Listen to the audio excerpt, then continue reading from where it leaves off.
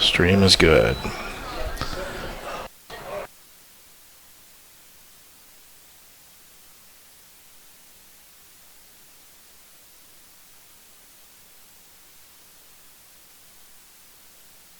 The following is a live sports presentation of Glycod Communications, GLICOD.com.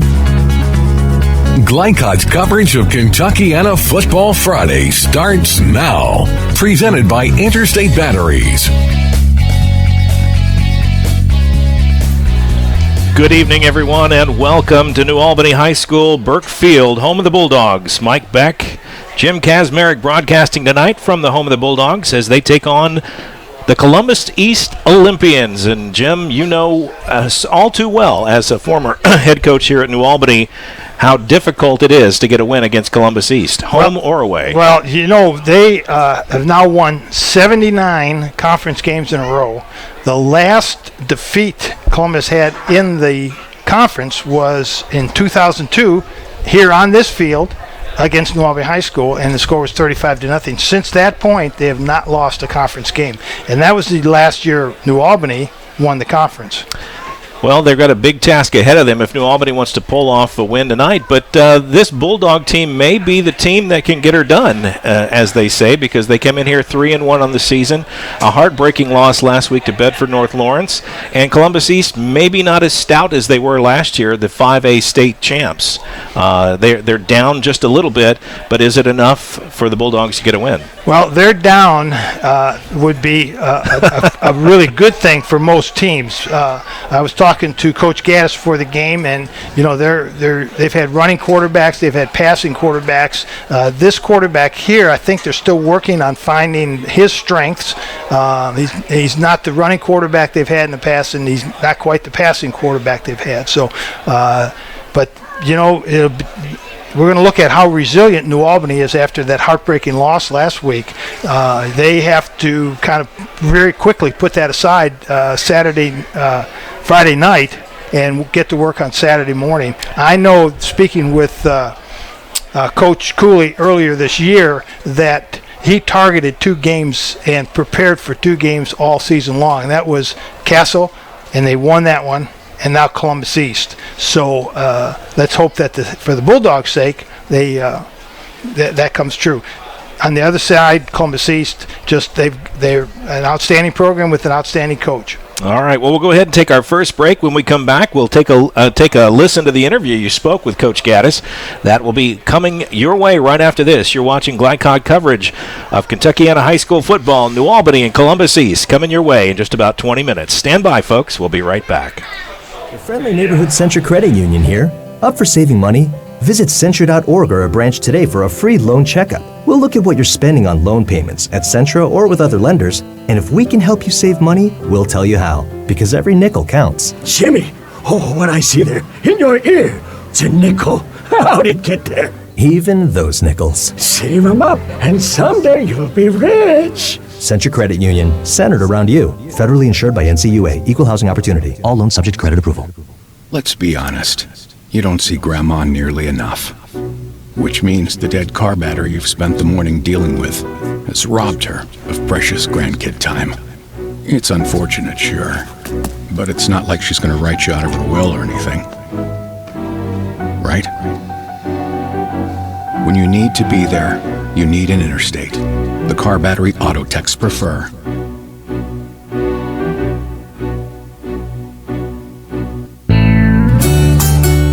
When you want the best in oral surgery, try Kentuckiana Oral and Maxillofacial Surgical Associates. Think of us as KYOMS. Whether it's implants or dentures, reconstructive surgery, or wisdom teeth removal, KYOMS specialists combine their experience with the latest technology to give you the highest level of comfort and care. To find out about our 4 Louisville locations, visit us online, KYOMS.com. That's KYOMS.com. The W.M. Kelly Company, complete metal manufacturing located in New Albany. They are always looking for experienced welders and machine operators.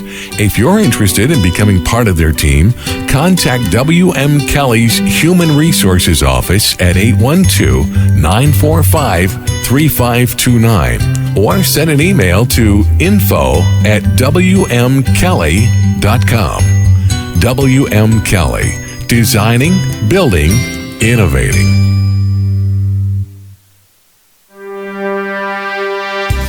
This edition of Coach's Comments is brought to you by the W.M. Kelly Company in New Albany. With over 40 years' experience in metal manufacturing, WMKelly.com.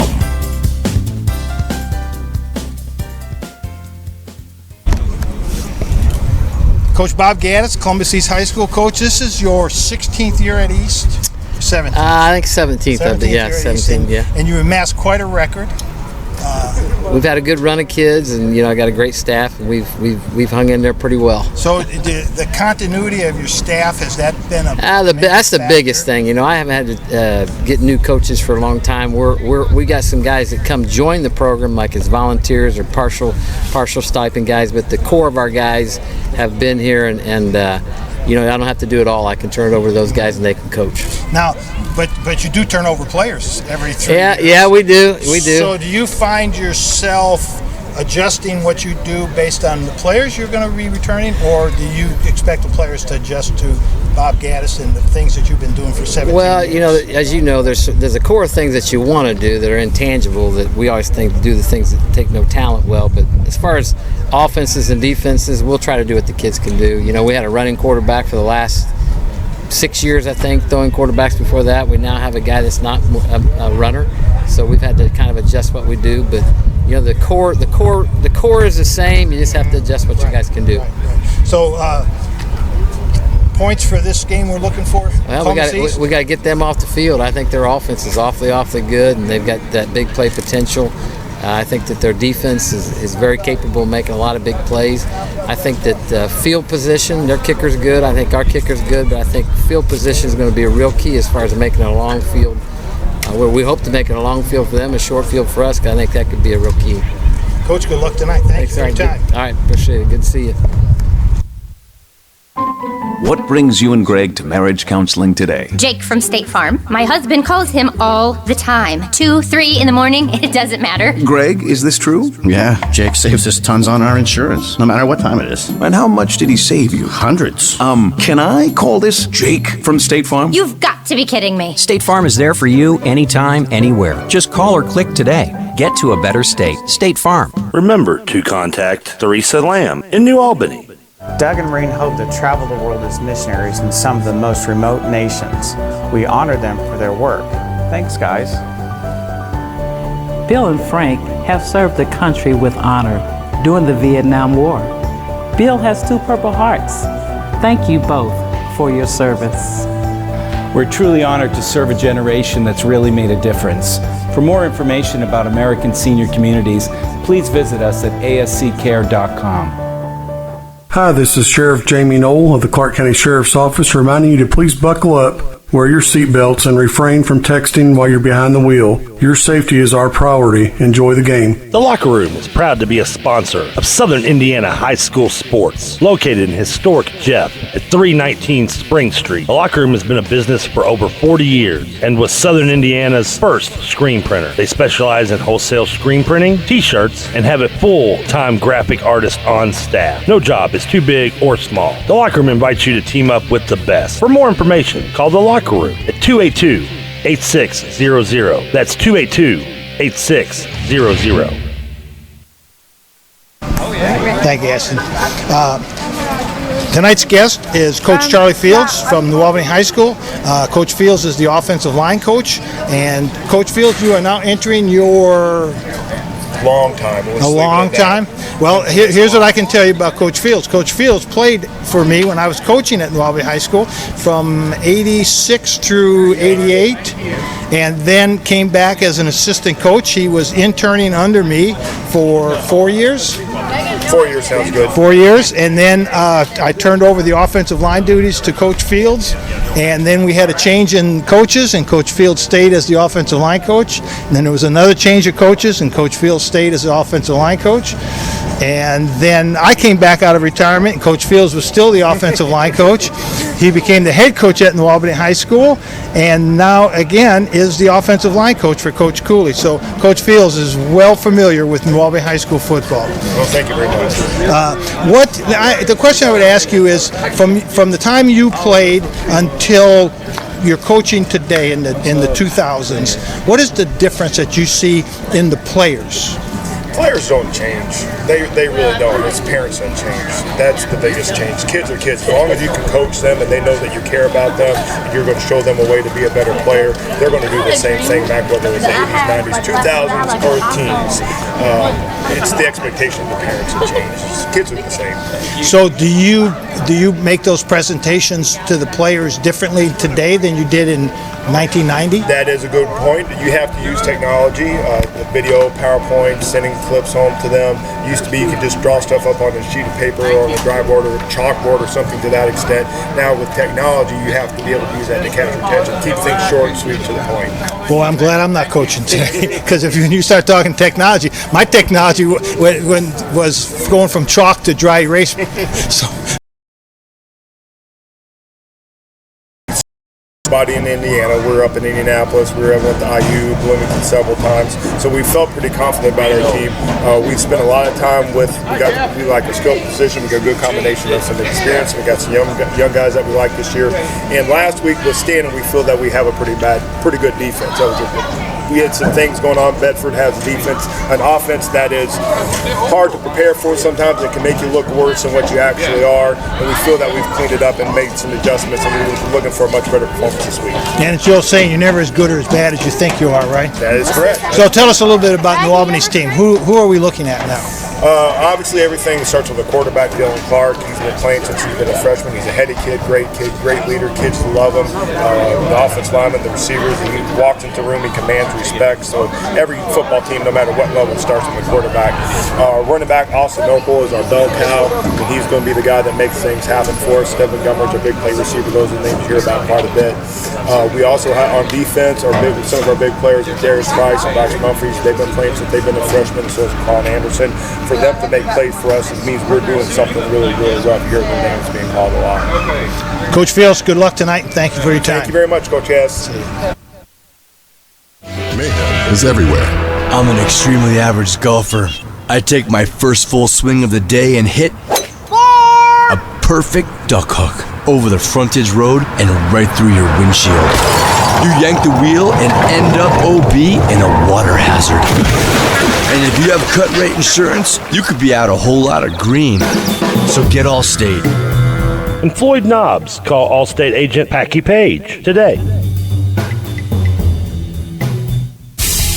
Hi folks, Jeff Kennedy with HKC Roofing. HKC has a full-time quality control supervisor on all our jobs. That's why we provide the best warranties in the roofing industry. We're so sure you'll love your new HKC roof. If you aren't satisfied, we'll pay a competitor to replace it. Call us now for your free digital roof analysis at 502-212-1081 or go online at roofyourhouse.com. Your friendly neighborhood Centra Credit Union here. Up for saving money? Visit Centra.org or a branch today for a free loan checkup. We'll look at what you're spending on loan payments at Centra or with other lenders, and if we can help you save money, we'll tell you how, because every nickel counts. Jimmy, what I see there in your ear, it's a nickel. How'd it get there? Even those nickels. Save them up, and someday you'll be rich. Centra Credit Union, centered around you. Federally insured by NCUA. Equal housing opportunity. All loans subject to credit approval. Westminster Village, Kentuckiana, a senior living community located in the heart of Clarksville, has been serving residents and the community for over 3 decades. Even if your needs change, your home doesn't have to. Independent apartments, assisted living, rehab programs, and skilled nursing. Call 812-282-9691 to schedule a tour and to find out more. Find Westminster Village, Kentuckiana on Facebook and online. You're busy, always on the go, and when you need your car repaired, you need it done right. At Call's Body Shop and Auto Service, you can now make an estimate appointment to better serve you. Just call 949-5245 and schedule a time that fits your schedule. They're open Monday through Friday 8 to 5 and are family-owned and operated. They've been serving your family since 1954. At 2801 Mount Tabor Road in New Albany. Call Call's Collision Repair at 949-5245. For mechanical repair, it's 948-2778. That's Call's Body Shop and Auto Service. Can we fix it? Yes, we can. In one fell swoop, one innocent city will be left with one burning question. What? No. When you need to be there, you need an Interstate, the car battery auto techs prefer. Come by Interstate Batteries, 1510 Production Road, Jeffersonville. Your friendly neighborhood Centra Credit Union here. Up for saving money? Visit Centra.org or a branch today for a free loan checkup. We'll look at what you're spending on loan payments at Centra or with other lenders, and if we can help you save money, we'll tell you how, because every nickel counts. Jimmy! Oh, what I see there in your ear! It's a nickel. How'd it get there? Even those nickels. Save them up, and someday you'll be rich. Centra Credit Union, centered around you. Federally insured by NCUA. Equal housing opportunity. All loans subject to credit approval. Jim Kazmarek, Mike Beck here at New Albany High School, home of the Bulldogs, as New Albany prepares to take on Columbus East in a Hoosier Hills Conference matchup tonight. New Albany Marching Band on the field. The national anthem has been played, and I believe now we're probably going to hear the school song. Could it be the school song? Could be the school song. It should be the school song, actually. Should be. Time to tell you a little bit about the game time weather. Unlike our countrymen out on the East Coast down in North Carolina, who we want to keep in our thoughts and prayers tonight, a lot of people suffering and through the devastation of the hurricane that is battering the coast. Right here, we've got perfect football weather, high of 86 right now. Partly cloudy skies, nice warm breeze, perfect football night for mid-September. Game day weather brought to you tonight by Clark County CASA. Become a volunteer and enrich the life of a child. Call 812-285-0743. And that is your game day weather. Jim, let's talk about these two teams tonight, and let's go over some of the keys to the game. And by the way, we want to let our folks know the keys to the game brought to you by Allstate agent Packy Page in Floyd's Knobs. What are some of the keys to the game tonight for Columbus East? Well, let's start with the visitors. Yeah, you heard Coach Gaddis talk about New Albany's big play potential, and they really do. Their quarterback Clark, receiver Dylan Gummer, and Austin Opal, the junior running back, give them potential to break a play on any down anywhere on the field. We'll be watching the quarterback Clark, who I think is one of the better quarterbacks in this area, maybe in southern Indiana. And I was impressed when I saw him play against Castle, some of his mechanics and some of the intangible things that he's doing that you don't see a high school quarterback do very often. Right. So that Coach Gaddis talked about making sure New Albany has a long field to play with, but I don't think that's going to hurt New Albany because of their big play potential. So to me, what Columbus East is going to try to do to counteract that is ball control. They're going to keep the ball, keep it on the ground, pile up yardage, keep New Albany's offense on the sideline. It's hard to score when you're standing on the sideline. So the proverbial 3 yards on a cloud of dust, although these days with a turf field, you don't get the dust so much. You get the little rubber pellets. You get little black pellets come in. So 3 yards in a cloud of black pellets. All right, so ball control, the big key for Columbus East. New Albany, what do they got to do to get out of here tonight and break the 79-game streak that Columbus East is rolling on? Well, hopefully they're over what happened last week, and that's that to me is something that they have to get over quickly. They had to do that Friday night, Saturday morning, get over that, and that happened. That's in the past. There's nothing you can do about it anymore. Let's focus on Columbus East. And what do we have to do to beat Columbus East? You're going to have to make them punt. And that sounds silly, but you're going to have to make them punt. and don't turn this into a tennis match or a track meet where the last person that's going to serve is going to win the match, or the pole vaulter is going to win the track meet. So to me, that's the key for New Albany.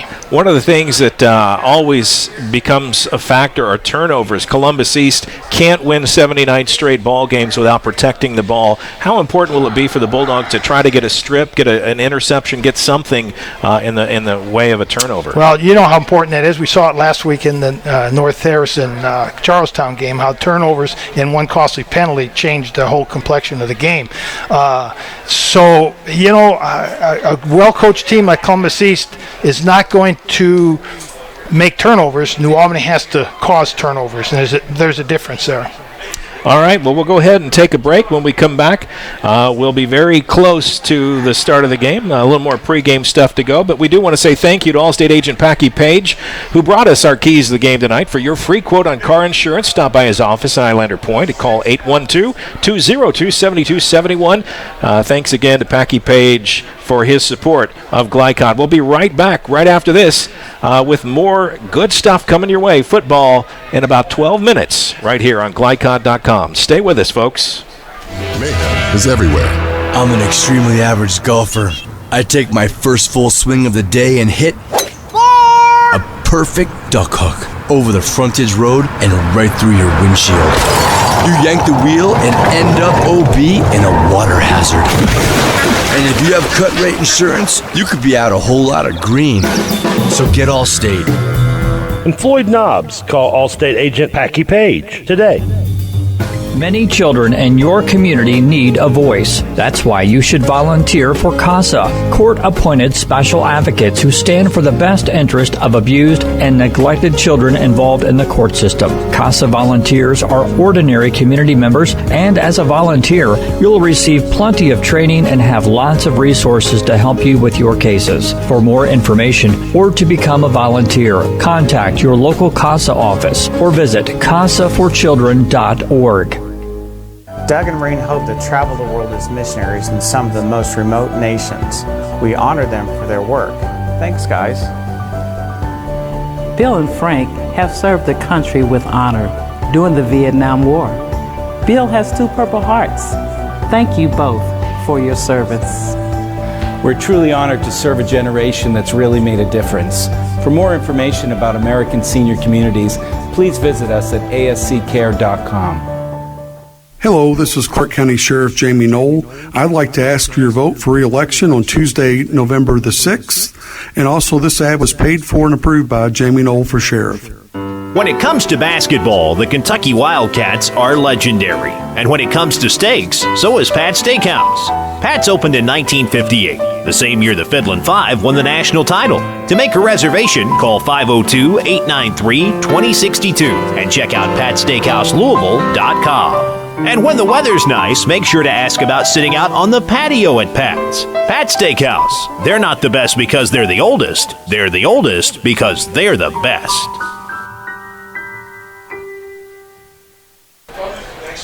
Beautiful football night here in Southern Indiana. Mike Beck, Jim Kazmarek on the scene here at New Albany High School as the Bulldogs of New Albany hope to upend Columbus East and the Olympians' 79-game Hoosier Hills Conference win streak. And, oh, by the way, they're the defending 5A state champs. That adds a little bit of moxie to the ball game as well. Jim, New Albany's got their game cut out for them tonight. Let's go look at some of these starters for both teams. We've got a rare treat. Both coaches sent me starters before the game, and that is always nice when it helps us prepare and do our jobs better. Let's talk about these Olympians. What do we know about them? Well, first of all, I'm looking at their roster, and I'm just going to go through their offensive line. This is going to tell you a little bit about what their game plan is going to be. Number 53, Bolte's a left tackle at 6'2", 235. 71, Lambert is the left guard, 5'10", 245. The center is a young man by the name of O'Connor, who's 5'10", 210.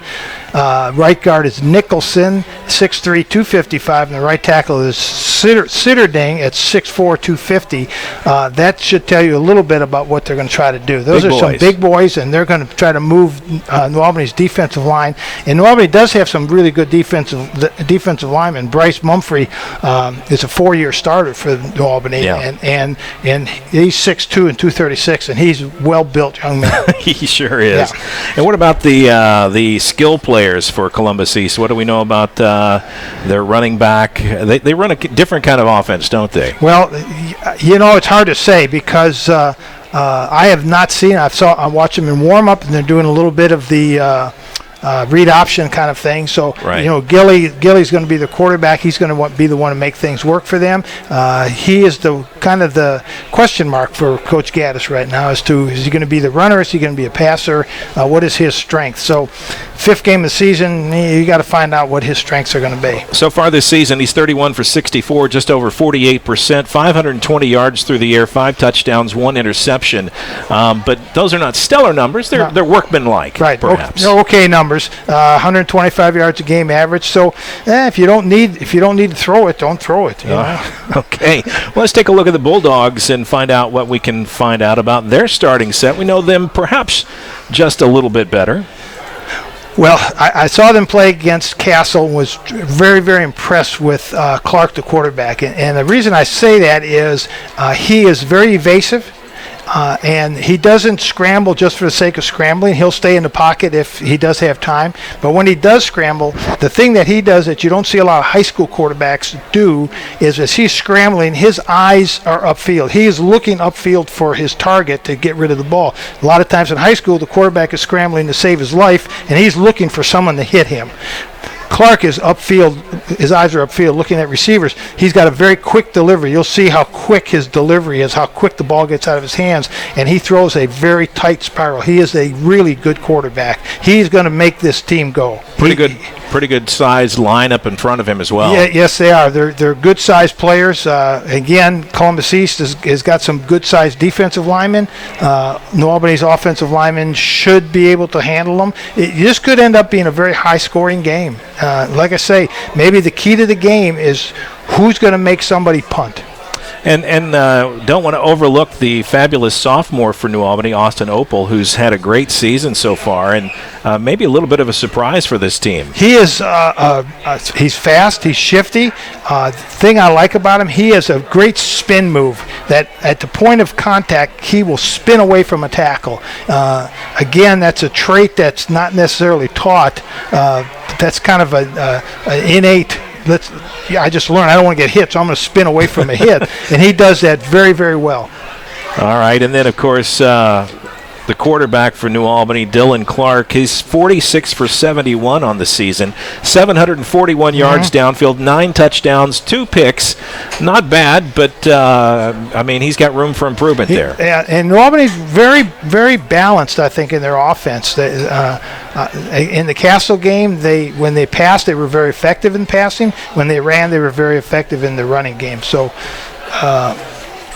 they're very balanced, and Coach Gaddis said that. You can't load up and stop a runner. You can't load up and stop the pass. All right, well, our starting lineups for you tonight brought to you by Vonier's Auto Air. At Vonier's Service is our product. Vonier's Auto Air in Jeffersonville. Call 812-283-6215. The clock's counting down, just about 4 minutes away from kickoff. We're going to take our final break, and when we come back, yep, you got it. We're going to have football right here for you. Stand by. Football coming your way right after this on GlideCod.com. Don't go away. Many children in your community need a voice. That's why you should volunteer for CASA, court-appointed special advocates who stand for the best interest of abused and neglected children involved in the court system. CASA volunteers are ordinary community members, and as a volunteer, you'll receive plenty of training and have lots of resources to help you with your cases. For more information or to become a volunteer, contact your local CASA office or visit casaforchildren.org. Whether your car needs a routine fix or an important repair, you'll want to take it to Vonyers, family-owned in Jeffersonville since 1981, with old-fashioned values including honesty and integrity. Vonyers is dedicated to giving your car the best possible service in the industry. That's why service is our product at Vonyers, located at 1903 Dutch Lane in Jeffersonville. Call 812-283-6215. That's 812-283-6215. Online at Vonyers.com. Hi, folks. Jeff Kennedy with HKC Roofing. HKC has a full-time quality control supervisor on all our jobs. That's why we provide the best warranties in the roofing industry. We're so sure you'll love your new HKC roof. If you aren't satisfied, we'll pay a competitor to replace it. Call us now for your free digital roof analysis at 502-212-1081 or go online at roofyourhouse.com. Dr. Carter's office, Annette speaking. How may I help you? From your very first call through your dental exam and recare appointments, the warm personal care from Dr. Todd Carter and his friendly staff at Carter Family Dentistry will put you at ease. Dr. Carter can take care of you and your family's dental needs, from gentle cleanings to complex procedures. Call Annette or Joyce today at 812-944-5155 and see why 5 generations of patients still return to Carter Family Dentistry, located on Mount Tabor Road in New Albany. Dubuque County Fair is about to get its face melted! Yeah! 1 second. I guess their faces are safe. Shut up, Jeff. Yeah, Jeff, shut up. Shut up, Jeff. I don't need your help. Just like what happened in Pittsburgh. Never mention Pittsburgh! When you need to be there, you need an Interstate, the car battery auto tech's preferred. Come by Interstate Batteries, 1510 Production Road, Jeffersonville. From Glycod Communications, it's Kentuckiana Football Friday. Presented by Interstate Batteries. Outrageously dependable since 1952. And available throughout southern Indiana. For the dealer nearest you, visit interstatebatteries.com. Tonight's game is also brought to you by Centra Credit Union. For banking and financial services that are centered around you. Clark County Sheriff Jamie Knoll, who reminds you not to text and drive. Kentuckiana Oral Surgery, with 4 locations to serve you, including behind Menards at Town Center Boulevard in Jeff. The W.M. Kelly Company in New Albany, designing, building, innovating, and now hiring. The Locker Room. Voyner's Autowear in Jeffersonville, family owned since 1981. And by Allstate agent Packy Page of Floyd's Knobs. He'll put you in good hands. Now to the field for all the action from Glycod Communications on Kentuckiana Football Friday. Presented by Interstate Batteries. And we are live and in living color here at New Albany High School. Mike Beck, Jim Kazmarek, excited to be with you this evening as we bring high school football to you one more time here on Glycod.com. Make sure you stay with us on our website and check out the scores of other area games, but this one is the one to watch. Columbus East, defending 5A state champion, and New Albany, an up-and-comer this year, off to one of their best starts in 30-some-odd years. Even with that little hiccup last week, people feeling pretty good about the Bulldogs. New Albany, Columbus won the toss. They deferred. They will kick it away. New Albany takes over and will be moving north to south on this Cardinal field. Cardinal directions, that is. And we're just about to get this thing underway. And any butterflies, you think? There's always a little bit of butterflies when you're out there waiting for that first kick. And then first contact, they go away, right? The coaches have the butterflies the entire game. The whole game. The players lose them after the initial hit. Now that is a new wrinkle. Coaches have butterflies the entire game. I never knew that. Yes. All right, well, we're ready to go. Mike Beck, Jim Kazmarek, Will Harper, our scoring guru. He's back and he's in his spot. Here's the approach and the kick. Thomason. Sam Thomason kicking off. Taken at the 5-yard line, brought up across the 20. And Opal carries it out to the 22-yard line. New Albany will start 1st and 10, their ball. Not a bad return, about a 17-yard return on that kick. And Opal is going to get his hands on that ball a lot tonight. I think this first series is going to set the tone for New Albany to see how they're going to come out and attack Columbus East. New Albany's offense trots out on the field, 1st and 10. Beautiful night for football, sun setting in the west. Just some high, thin clouds and a nice warm breeze as Dylan Clark lines up in the pistol. Opal behind him. Man in motion. And he'll get the handoff. Cuts it upfield and out to the 25-yard line. Nice gain, 4 yards, good start. Actually, they said his knee hit the ground. He'll only pick up a yard on that carry. They push it back to the 23. So 2nd down and 9. That was Devin Gummer on the carry. Typically a wide receiver, but he'll get some action in the running game as well. Same set as last time. Yeah. Motion, fake. That's Opal. Opal up to the right side, across the 25, down at the 26-yard line. It'll bring up 3rd down and about 6. Julian Greenwell for Columbus East on the tackle. Nice tackle outside linebacker. Greenwell, one of the big boys up front. Yeah, you'll see Columbus East will very seldom be out of position. Well-coached, well-disciplined team.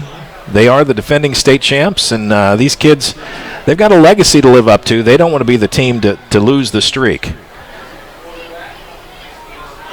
Clark calls his own number, gets through the line, and picks up a first down. Nice run by Dylan Clark. Good offensive line blocking. Now, Coach, was that a design play, or did he get to make that decision? No, I think that was a design play. I don't think that was a read. Well, if it were Chris Miles, it would never have been a read. Chris didn't know. He couldn't read. You and I both know our mutual friend Chris, quarterback when I played, and you coached him as well. A little tight. There's Opal. Right side, Opal bounds off his blocker across the 40 to the 42. Yeah, you see how Opal keeps his feet. He got his feet moving, his feet moving, his feet moving. He'll keep his feet moving until he finds some kind of seam to break through. 5-yard carry, 2nd down and 5. New Albany on the march. This drive started at the 22. They've moved out 20 yards now. Official timeout. And we'll find out what this is about. Side judge is communicating, but I'm not sure what he's saying. Clock starts, and we get back to the action here. 2nd and 5. Clark in the pistol. Opal behind him.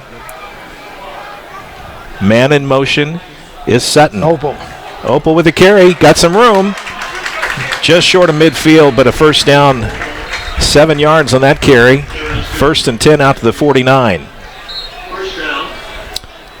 Nice workmanlike drive for the Bulldogs and so the far. Interior of the line, Tobin, Wood, and Elliott for New Albany High School. They're off interior linemen, center and 2 guards, doing a very good job of controlling Columbus East defensive tackles. New Albany are not really showing anything unusual. No. Opal handoff left side. We have a flag on the play. Flag comes in from the far side. We'll see if that was a holding call. Typically what you'll get. Maybe not? No, I don't think so. Well, I would never second guess your instincts. Well, I'll say that. My instincts would be that Columbus East was coming on a blitz and the kid may have gone offside, but the way the referee threw the flag, it looks like it's against New Albany. So we'll see. I hate to guess. Nope, and no they flag. wave it off. No flag. So neither one of us can be wrong. After further review, flag is waved off. No penalty. So we remain a penalty-free ball game here at the 9:20 some odd mark in the first quarter. No score. New Albany and Columbus East knotted up at zeros here. A little bit of timeout here as New Albany's trying to figure out what's going on. They got the play clock down to 10. They'll need to hustle to get this play off. Again, they're in the kind of pistol look with the running back behind the quarterback. Clark going to pull it out, put it in the air. Got a receiver in Sutton, and another first down. Nice short pass. And a good read by the quarterback, too. He read the Columbus East outside linebacker. The outside linebacker committed to the quarterback, and the quarterback dropped it right over his head to the receiver, who was actually standing in the place that outside linebacker should have covered. And we've got a whistle timeout here, and Not sure what the call is. Coach Cooley going to talk to the side judge. This is sideline infraction, baby? I'm not sure. This seems Coach Cooley's going to talk down the way. Something with the clock, maybe.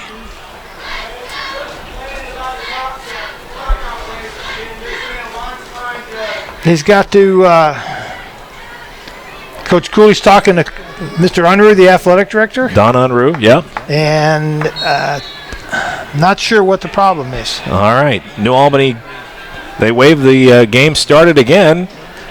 And New Albany will pick it up with a 1st and 10 from the 37. Clark back to pass again, right through the hands of receiver Sutton. That ball came right out of the sun. That's the only thing I can say. And this is a strange configuration on the field because the field is facing east and west, and most of the time it should be a north-south field. And again, we have a stoppage here. Another stoppage of play, and there was an extra football on the field. And the referee's talking to Coach Cooley again. Something about the clock, and I'm not sure what that is, but they're not happy. Passes out to the left then at this point in the evening with the sun. Right. It's a low angle. Yeah, you're going to be looking right back into it. And be really tough for catching punts and kickoffs. Sutton, usually pretty sure-handed receiver, but that ball, if you can see the shadows on the field, that ball was a direct line with those shadows, which meant it was coming right out of the sun. Yeah. But a coach will always say, I want you to catch it anyway. Yeah. just catch it anyway. 2nd down and 10, ball at the 37-yard line. New Albany tight offensive Two tight formation. tight slots. Fake the handoff, pitch to Sutton, and he's in trouble, and that play was sniffed out. Did not work. And Coach Cooley really unhappy with his offense on that play. He's unhappy because of the block by the slot back and the tight end on the left-hand side. Did not accomplish what he wanted them to accomplish on that block. You said that so well. Thank you. Let's just be glad there's no mics on the field at the moment. 3rd down and 14. Now the Bulldogs in a hole after the opening drive has got them pretty decent start here, but it's all how you finish. Clark in the shotgun. Opel to his left. He's going to roll out to his left, put it in the air, and a tough shot. Pass thrown, and did he stay in bounds, or did he say he stepped out? The referee's mark. It looks like he's marking it on the 31, which would be short of the 1st down. Nice effort there that time by the receiver. That's Malachi Peters who pulled it in, but couldn't keep his feet in bounds. It'll be 4th and about 4. Yeah, no question to go for it. With using the sun in your favor here, I would try to go to the right side. Now they have that wide field. We'll see what happens here. Clark in the shotgun, Opel as well. Clark will roll this way. Opel, nice block, and Columbus East probably very well scouted because the way New Albany set their offense, you just knew they were going to come right. The quarterback was going to sprint right. Right. Obviously, Columbus East had scouted that play. Julian Greenwell got the sack got the hit on the quarterback, and the flag thrown against Coach Cooley for running out on the field. He was not happy with what he saw. And a turnover on downs. It's going to be Columbus East ball, 1st and 10 on the 31. First time we see them tonight. Now, was there a flag? He threw it at the coach, but I think they waved it off. It's a warning. Oh. I never got a warning. Well, we live in different times. There you go. I like that. Give him a warning. 1st and 10. Gilly takes the ball, hand off to the running back. Nice stop by the defender. Number 99, that's I believe. Mumphrey. Yeah, that's Bryce Mumphrey, 6 foot 236 defensive lineman. I know Coach Fields is very high on him. Gain of 3. It'll be 2nd down and 7. New Albany defense looking to get a stop here. Quarterback throws it out to the near side. It's bouncing on the ground and an incomplete pass. It was a forward pass. Yeah. Targeted jersey number 29. Cody Horner. You have Horner? Corner, yeah, that's a good example. You need to catch it before you run. Look the ball in your hands, tuck it away, and then run. That brings up 3rd and 7. Columbus East. Gilly in the shotgun. Single setback, trips to the near side. And the defenders jump. New Albany got a little anxious there, and Ian Hoagland couldn't quite contain himself. That's a gift of 5 yards. It'll bring it up to 3rd and about 3. Yeah. Make it 3rd and 2. Ian's a senior. He probably knows a lot better than to do that. Yeah, probably more frustrated. Very, very anxious, though. You want to make a play. Big 3rd down play here in 3rd and 2. Handoff and stuffed. Great defense by New Albany. Hoagland makes up for his mistake. Yes, he does. Comes up with a big play. 4th down, and it looks like Columbus East is going to send out the kicker. This is big. You make Columbus East punt. Kicking tonight for Columbus East is Sam Thomason. 6'2", 175-pound senior. Nice kickoff earlier. Haven't seen him punt yet. First punt of the evening. Decent snap. Yeah. Kick is up. Nice kick. It's going to go good unreturned. Bounce. New Albany bounce. And finally knocked down about the 28-yard line. Yeah, landed on the 25 and bounced back to the 28. We'll take that every day. Yep, good bounce. That's when you know it's a home field. Look for this to happen later in the game. See if New Albany comes after and blocks a punt. The punter's very good. The long snapper's ball was a little slow getting back to the punter. And look for New Albany maybe to try to take advantage of that if they need to. Long snapper for the Olympians is Ross. Thorne Ross. He's just a junior, 5'6", 155 pounds. 1st and 10, New Albany takes over after getting Columbus East out on 4 downs. Motion. Opal straight ahead, tries to weave through the line. He gets positive yards out across the 30 to the 31, maybe the 32. You see how he keeps moving. He finds a little crack. So he was stopped at the line of scrimmage and gained 2 yards. Ends up getting a 3-yard gain on that play. When he was stuffed. He was stuffed at the line of scrimmage. You're right. But he keeps his feet moving and finds somewhere to sneak through. No score here in the first quarter. Just about 6 minutes to go. Halfway through the first period. New Albany 0, Columbus East 0. Clark in the pistol. Opal behind him. Man in motion is Gummer. Fake the handoff. No, Gummer takes it. Swings out to the left side. Looking for a block. Works off the block and goes out of bounds. Nice pickup of about almost 10 yards, 20 yards. Good run. I'll let the statisticians tell me how many yards. Well, and Columbus was coming on a stunt. They were bringing their outside linebacker in hard on a stunt, and he was zeroed in on the quarterback. Clark did a good job handing the ball off. And we have a penalty flag against New Albany. Looks like it's going to be a hold against the Bulldogs. And they say that happened, the infraction, close to the 39-yard line. They'll mark it back 10. That'll put it back at the original line of scrimmage. Right. It'll be 2nd and 10. 2nd and 10. So not what they wanted to happen, but usually that holding penalty is a killer. Yeah. And usually starts much deeper. 2nd and 10. New Albany able to move the ball. No, not able to get into the end zone yet. No score. First quarter. Clark, shotgun. Opal next to him. Rolls to his right. Now steps up. He's going to put it down. He's got some room. Left side. Foot race. And he'll take it out of bounds. Lance Gruey on the stop for Columbus East. They had very evasive runner. They had him back. He was sacked 10 yards deep and managed to get away. He's a very evasive runner. And he'll get all the way down inside the 40-yard line, down to the 37. Now we got another problem. And there's something about the clock or the scoreboard. I'm not if it's sure. For some reason, I think it's the play clock, and I'm not sure why. And now they're going to go to the other side and have a conversation with the Columbus East coach. So this is go and see if you can figure out. This is certainly a mystery.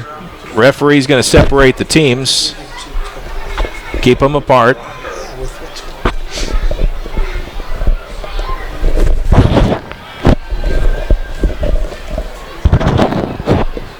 Well, it'd be nice if the referees had mics today, wouldn't it? It sure would be. Because we're kind of in Clock is starting. But it's not starting. Motion, but the ball is handed off to Opal, runs into some trouble. He's corralled at about the 34-yard line and brought down. 2-yard gain.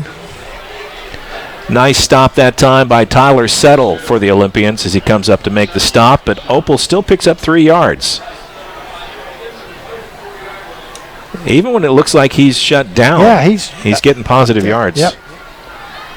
2nd down and 7. Just about 5 minutes to go. First quarter, no score. Columbus East, New Albany. Motion. Fake the handoff. Quarterback Clark puts it in the air. Devin Gummer on the reception down to the 21. Nice pitch and catch. Nice pass. You see how quickly Clark gets rid of the ball. Tight spiral, gets rid of the ball quickly. And very nice form as well. Clock continues to run as the catch is made inbounds. 1st and 10, New Albany. And it shouldn't be running because it's a first down. The referee signaled to wave the clock. He was over there doing the windmill. I know. I was like, what? That didn't make sense. But and the pistol. Clark again. Handoff Opal. Right side. Positive yards once again. Down inside the 20. New Albany's first trip into the red zone tonight. And they're at the 17-yard line. Opal on the carry. He'll pick up 3.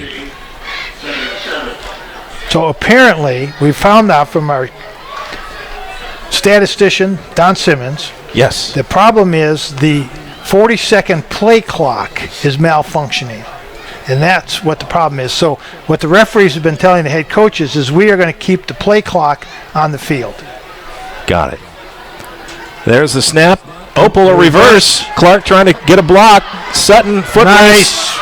And he's going to get to the end zone. Touchdown. Yes, Colin Sutton, 17-yard carry, and New Albany hits first. Yeah, I'd really like to say Clark had a block that sprung, but he actually got in the way of somebody, which is really what you want your quarterback to do in those situations. You don't want him to make a lot of contact, just be a body. Yeah, I'm not sure Columbus East realized how quick that Peyton is, and because they had people in the right position, bad angle, couldn't make the play. Devin Gummer on that. I'm sorry, that was Colin Sutton. Sutton on the carry, 17-yard touchdown.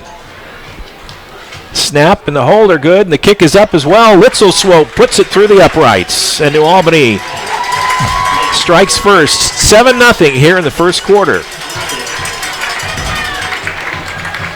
And that's the way the Bulldogs would like to see this script unfold tonight. Yes. Drive down, chew up the clock, come away with points. We don't have time of possession, but I'm going to tell you that Columbus East probably had the ball a minute and a half out of this 9-minute quarter so far. Yeah. Good ball game here. New Albany, Columbus East. The Olympians' 79-game conference win streak on the line goes all the way back to 2002. 2002. I mean, who was even president then? I mean, I can't even remember who was president last time. Let's don't make this a political discussion, right. but that's a long time ago. That's a long time ago. You're right. I mean, and some of these kids... that would be George W., I think, was the president then. But some of these kids were maybe infants. Could be. 1 year old, perhaps. The sophomores probably weren't even born yet. The juniors, seniors were 1 or 2 years old. New Albany with a 7-0 lead. Littleswope to kick off. The approach and the kick. Nice high end over end. Going to drive it all the way back. And touchback. He was in the end zone. Did they change that rule this year? Because I missed it if they did. I'm not sure they changed that rule, but he definitely was in the end zone. That's Lance Grewe on the carry. He gets it out from the goal line, and he was definitely in the end zone, but they brought it out and down at the 28-yard line. And I think New Albany players kind of pulled up as well, thinking that he was down. But that interesting call there. And one of the coaches on New Albany sideline is asking the head linesman the same question. Gilly in the shotgun. And Grewe takes the handoff, tries the right side, not there. Great defensive stop from the Bulldogs, led by 55, Corn Givens. Corn Givens, senior linebacker. He's been a big force inside this year. All these seniors have had a lot of games against Columbus East, from freshmen on to this one right here. Second down and 9, just 1 yard on that carry for Greewey. And this time Gilly rolls to his left, puts it in the air. He's got his target. Completion to Cody Horner. First down, Olympians. Out to the 45-yard line. And he said he's not a passing quarterback, but that didn't look too bad. Good. Yeah, looked good. Clock continues to run. 1st and 10. Columbus East, second drive of the night. Great defensive pressure that time for the Bulldogs, led by Damon White, linebacker, came through clean. I love anybody wearing 36. That was my number. Good job, Mr. White. On the stop, no gain on the carry. It'll be second down and 10. Bulldog defense trying to get another stop here. Gilly in the shotgun. Single back set, 2 split out to the far side, 1 to the near. And they'll fake the handoff, another pass. And he was down. The receiver tried to get going. And Xavier Pruitt on the catch. And some of New Albany's numbers are very difficult to see. They're having all black uniforms and a very strange red number that's really hard to decipher sometimes. I believe it's a collusion with the manufacturer of the uniforms. 3rd and 4. Big third down play here for the Bulldogs right near midfield. Handoff. Tries the right side. He's not going to get the first down. It'll bring up 4th down. 4th and 1. And about. Yeah, they punt. They'll punt. Yeah. I think Coach Gaddis wants New Albany to have to play a long field. He certainly doesn't want to give them the ball on the 47-yard line. That's for sure. In the game to kick, Thomason. 1 punt all ready for the evening. Not a bad one. But as you say, that snap slow to get back there. We'll see what this one is. He's well off the ball. Low snap, picks it up off the ground. If there'd been any rush at all, they'd have gotten there. End over kick is going to take a friendly bounce for Columbus East and rolls out of bounds at the 10-yard line. When New Albany will take over with 1 minute or so to go here in the first quarter. 7-0 Bulldog lead here early on. And they got to be pretty happy about that. And I'm the special teams coach at New Albany, and I am really thinking of going for that punt block. You got to be thinking after that performance. Well, the first one was a floater, and that one was a bouncer. And we will try to be checking our scores as the evening goes on, see if anything's coming through. We should be getting first wave of scores coming up here at the end of the first quarter. A lot going on tonight. Have one. Floyd Central 3, Jeff 0. Well, that's a close one. Yep. Interesting game tonight for Brian Gleasing here. Yes. Heading back up on the hill. Snap, handoff, Opal, right side, gets through the first blocker. And hit hard, knocked out of bounds. Nice stop by the defender. That's number 12. Jacob Zamorano. No, actually it's Jonah Schwarzy. Jonah Schwarzy from Columbus East. Actually, that's Jonah Wishman. That's a typo on that sheet, I believe. Jonah Wishman. Yeah. Okay. Wishman. Tucker Schwarzy is number 10. I've been trying to get these things straight, but you're only as good as the people giving you the information. That's Mike. for sure. Nice run up play. Opal again, and another first down. Out across the 20 to the 21-yard line. Moves the chains, gets him out a little bit of a hole. Probably one more play before the break. But all in all, not a bad first quarter if you're a Bulldog fan. Bulldog fan, a wonderful first quarter, and Columbus East has got to be scratching their head. What can we do to hold New Albany?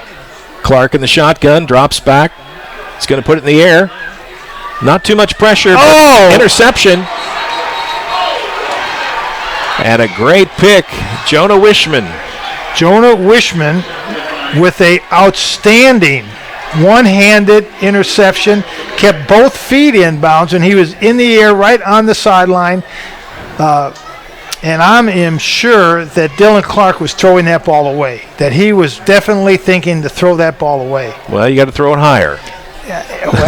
Or something. Yeah, well, Jonah Wishman was he was up in the air. That was a great high school play. That'd be a good college play. And we had a flag on the play. And I'm not sure what the flag was. I didn't see that at all, but a 15-yarder. It's a lot personal foul on Columbus East. And they'll move it all the way back to the 46-yard line. So it was after the interception, though. Maybe a little jawing going on there in the field. I think there was probably a late block there. First down and 10. Just seconds to go here in the first quarter. Gilly in the shotgun. Hand off to Grebe, goes to the right side, gets a good block. And a nice gain, almost 10, just about 9.5. It'll bring up second down, but they'll do that in the second quarter because at the end of one, New Albany is going to go in, at least on the books, with a lead, 7-0. That's the end of the first quarter. Stand by, New Albany will be back, and we'll be back, and Columbus East will be back. All of us back right after this. Stay with us. We'll be right back.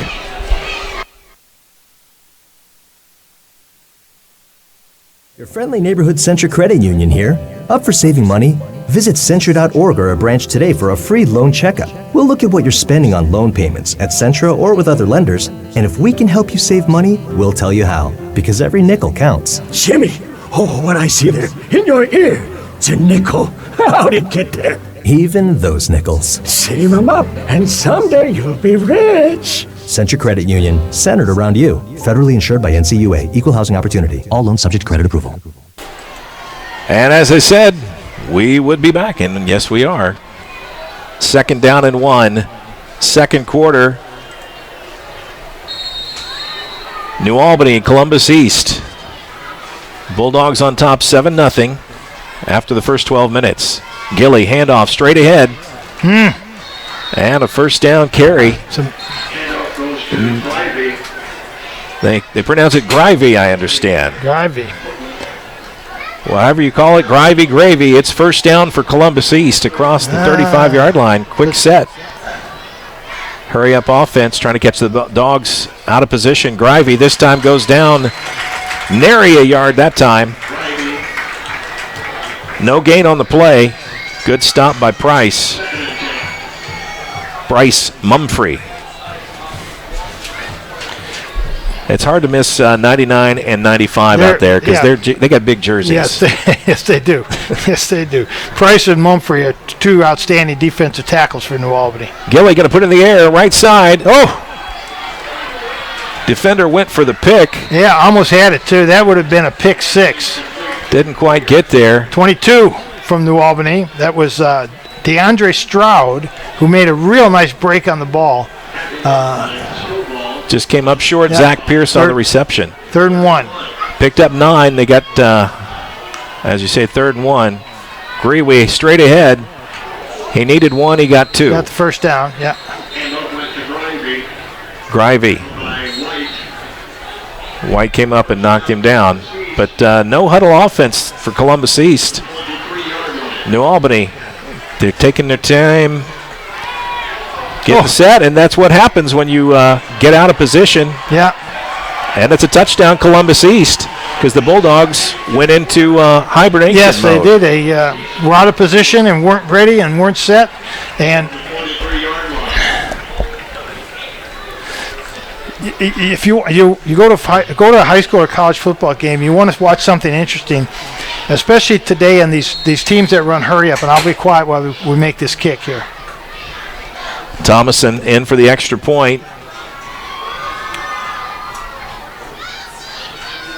I think it was Cody Horner on the reception. Yes.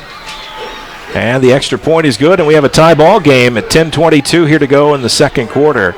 Go ahead and share. Watch, especially with these hurry-up offenses, the defensive coach has to get his signals into the defense immediately.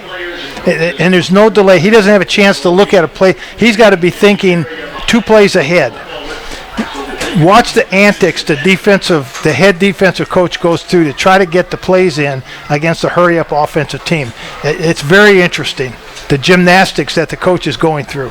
I imagine so.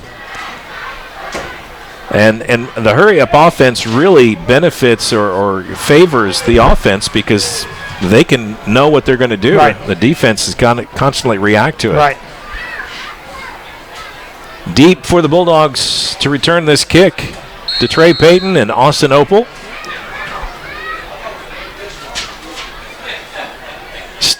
Thompson to kick off. Tie ball game. Courtesy of that interception, the turnover led to points. And Opal will take it at the 1. Gets up ahead of steam. Hard to bring down, isn't he? Isn't he? No, isn't he just? He is just one tough little runner. Nice return out to he's 25. 5'8" and 181 pounds. I believe the 5'8" part. You don't believe the other? No. 1st and 10, Bulldogs. First touch here, the second quarter. They scored early, and then a turnover on an interception. A fantastic interception by Jonah Wishman. Gave the Olympians short field, and they took advantage of it. Tied the ball game up at 7. Clark in the pistol, Opal behind him. Fakes the handoff, rolls to his right, pass into the hands of Sutton. It went up in the air, but he was able to control it. Yeah, he did. They'll give him his forward progress. It'll be about a 5-yard gain. Give me a real quick stats here. Sure. Opal had 9 rushes for 37 yards. Clark was 3 of 6 for 37 yards. Columbus East, Greavy, and I know I mispronounced that. I think you got it right. 5 for 20. 5 rushes, 20 yards. Shotgun and timeout called by the Bulldogs. Clark was not sure with the play clock the play clock not working. It kind of changes the momentum up a little bit. Well, they'll take a break. We'll take a quick one, and we'll be right back. You're watching Glycod coverage of Kentuckiana High School football. Stand by. We'll be back right after this. What brings you and Greg to marriage counseling today? Jake from State Farm. My husband calls him all the time. 2, 3 in the morning, it doesn't matter. Greg, is this true? Yeah, Jake saves us tons on our insurance, no matter what time it is. And how much did he save you? Hundreds. Can I call this Jake from State Farm? You've got to be kidding me. State Farm is there for you anytime, anywhere. Just call or click today. Get to a better state. State Farm. Remember to contact Doug Fisher in Clarksville. Mike Beck, Jim Kazmarek here at New Albany High School. 7-7 ball game, New Albany and Columbus East. And go ahead and give you some scoreboard updates as we check in with our scoreboard across the area. The Locker Room Scoreboard, our sponsor. And what do you have? A couple of scores. Floyd Central, Jeff? We have Floyd Central 3, Jeff 0 at the end of the first quarter. Hand off to Opal, straight ahead. It was 2nd and 5. It'll make it 3rd and 2. He picked up 3. Silver Creek's ahead of Scottsburg, 21-0 at the end of the first quarter. And Charlestown and Providence are tied 7-7 at the end of the first quarter. Tonight's scoreboard update brought to you by the Locker Room in downtown Jeff. For premier screen printing and embroidery in the area, stop by the Locker Room at 812-282-8600. Back here, 7-7 ball game. Good ball game so far. Yes, it is. Very good. Very competitive. Clark rides Opal for a moment, then picks up the first down on his own. And I believe that was a read option there. It was a read option. And the quarterback is reading an outside linebacker or a defensive end to see how he plays the running back. And if that defensive end or outside linebacker goes out to cover the running back, the quarterback will keep it and run into that vacated area. If the defensive end or outside linebacker stays there to cover the quarterback, he'll hand it off to the running back. 1st and 10 at the 36-yard line. High snap, but they get it in time. Little foot fake. Boy. And now he's in trouble. Good. Gummer. Nice moves, though. Doing a little dance, and that was a late hit out of bounds. Yeah.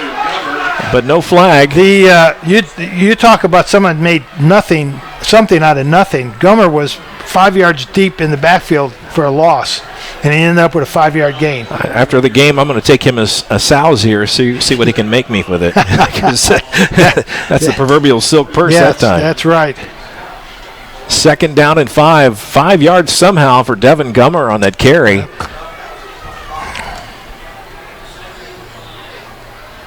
Clark back in the shotgun. Opal to his right. Gummer goes in motion. They'll send him out. They'll have trips to the right side, and that's where we roll out. Clark puts it in the air. Receiver takes it. Nice move. And picks up a first down. Devin Gummer on the reception into midfield. Yep, yaks. He got a lot of yaks there. Yards after catch. That was a short little 5-yard pass that turned into a 10-yard run. They'll spot him down at the 49-yard, just short of the midfield stripe. 1st and 10 Bulldogs. Clock just under 8 minutes to go here in the second quarter. Fine football night. Perfect evening here. Mid-September, September 14th.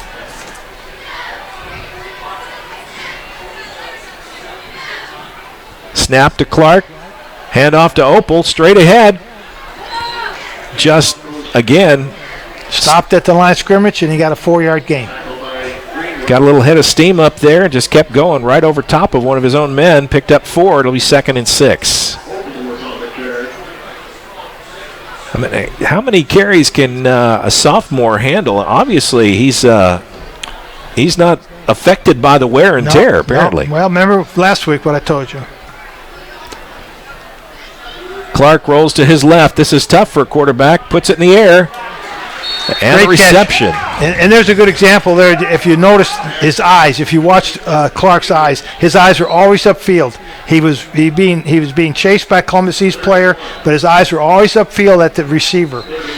Did a great job. But remember what we talked about last week with the young man from Charlestown.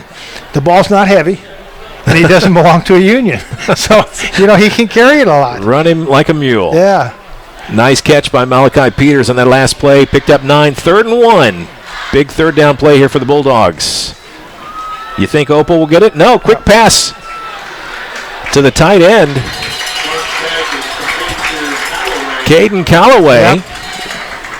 A target and a first down to the 35-yard line.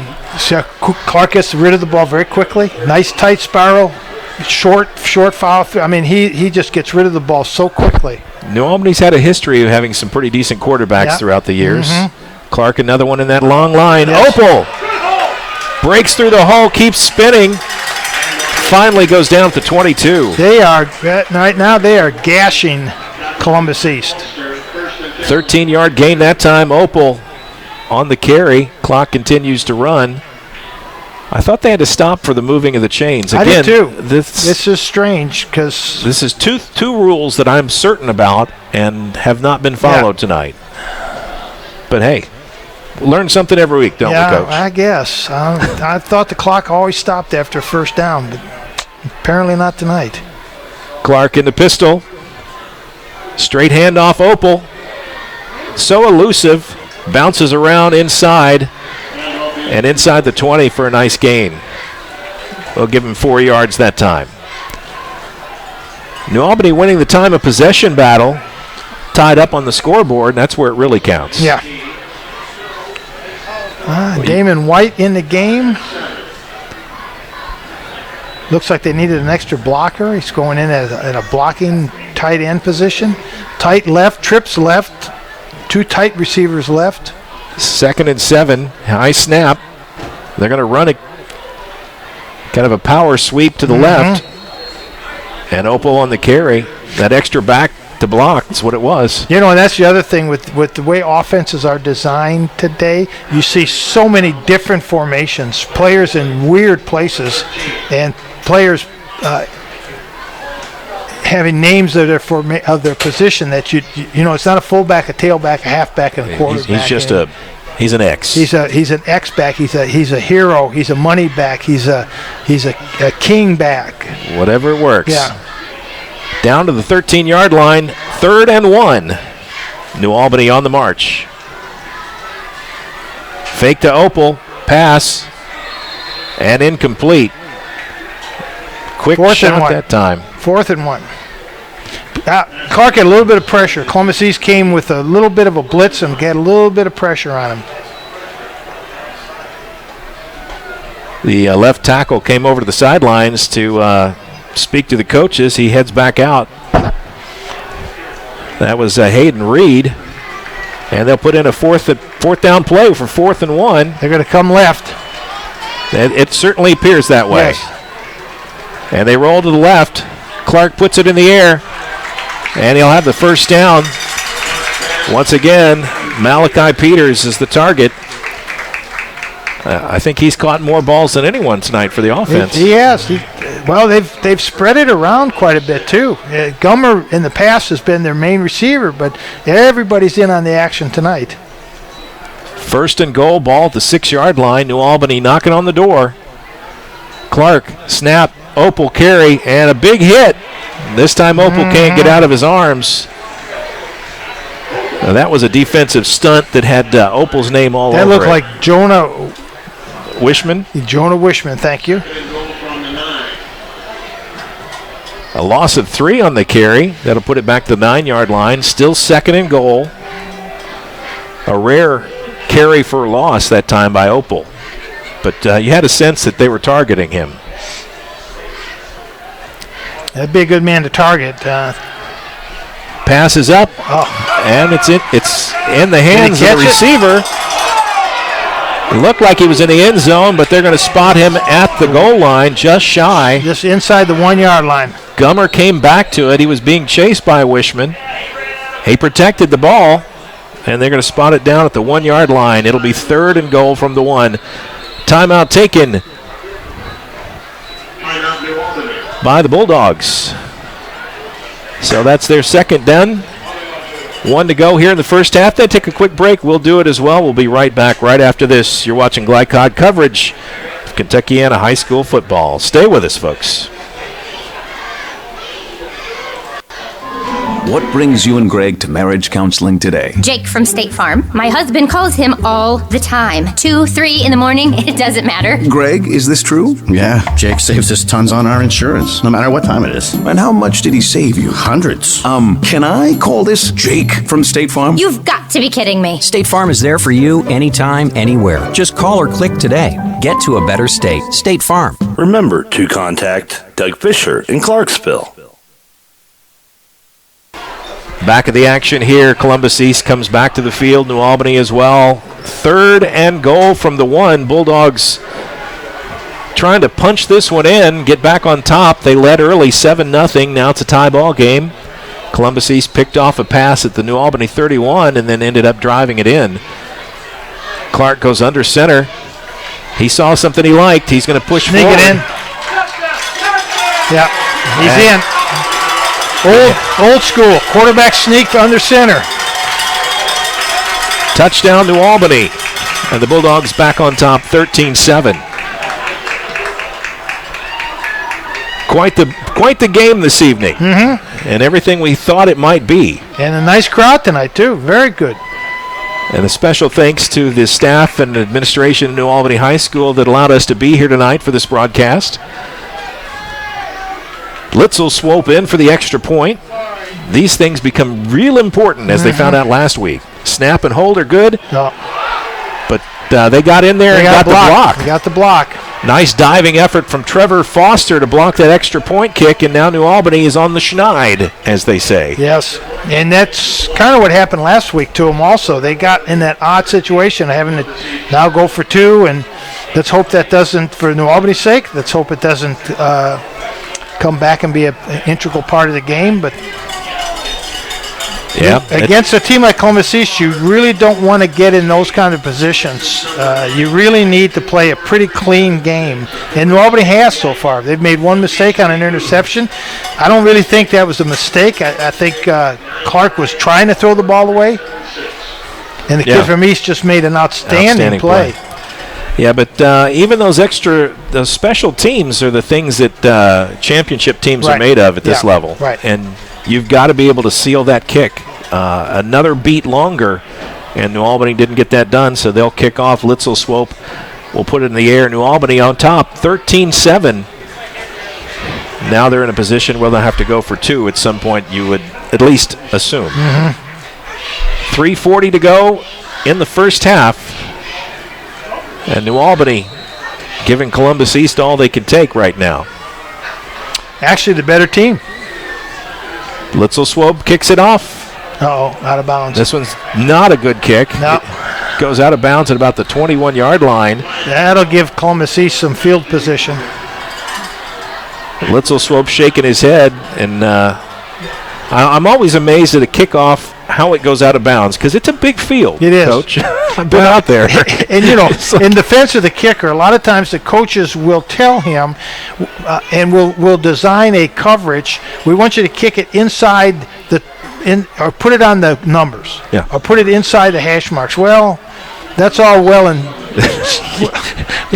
but it's hard to be that precise, especially at this level. Think about your golf game when you're trying to hit a 100-yard shot to the green. Well said. Gilly in the shotgun, claps his hands, takes a snap, puts it in the air, and no one there. Incomplete. He was in a hurry because he had a lot of pressure. He did. 54. That was Austin Phillips, Jr., outside linebacker.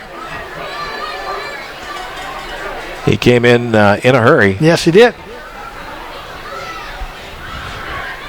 That'll bring up 2nd down and 10. Clock does stop on the incompletion. I guess that rule hasn't changed. Hope not. Gilly back again, man in motion. And he'll take the handoff. And the defender stays at home. And does a good job. Picked up about 4 yards on the carry. It'll bring up 3rd and 6. Big 3rd down play here. Can New Albany get a stop and head into the halftime locker room with the lead? This would be a great place to do it. 3rd and long for Gilly. Passing situation, you would think. You would think. It looks like he's going to come right. Nope. Got a streak down the left side, and it just overthrows the receiver. Little contact there, but no flag. No flag. And it'll bring up 4th and 6, and pretty obvious punt situation here if you're Columbus East. So New Albany is going to get the ball back with 3 minutes left.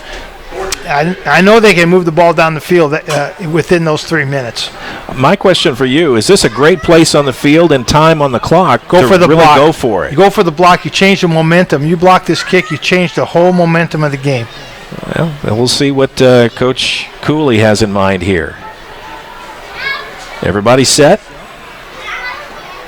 The defense doesn't even get down there. Everybody just stands. Only 2 rushers. No. Not much of a rush. And a low kick, but a good bounce. And Opal kind of stays with it, I guess, just to watch it stop. Covered by Trevor Foster for the Olympians, and inside the 20 down. New Albany will start deep in their own side of the field. Right out about the 19-yard line. Well, 2:54 to go. 2-minute offense. They got 2 timeouts. I believe they only used 1 in the first quarter. Clark has shown that he is good with his short passes, yes. 8 to 10 yards. Does he have a good arm I think downfield? So. Yes, I don't think that would be a problem. We could see him air one out right here, right now. Just thinking, is this a chance for him to take a shot? It would be. 1st and 10, Bulldog ball. Straight ahead, Opal through the first wave and out across the 25 before he's brought down by Trevor Foster and others on that defense. I've got to shout out that offensive line for New Albany. Reed, Tobin, Wood, Elliott, and Parsons. They have really controlled the line of scrimmage. Oh, yeah. They are doing a wonderful job. 9.5 on that carry. Opal did everything but pick up the first down. Straight ahead, Opal. He'll have the first down, and we've got a flag inside. We're going to get a holding penalty. But that it was an unnecessary hold. Could have been a really good place to air one out. 2nd down and a half yard to go. Would have been a nice time to run a little play action and just throw it deep. That penalty will push the Bulldogs back 10 and basically set up a 2nd down and 10. Again, there are 2 holds tonight. They've had 2.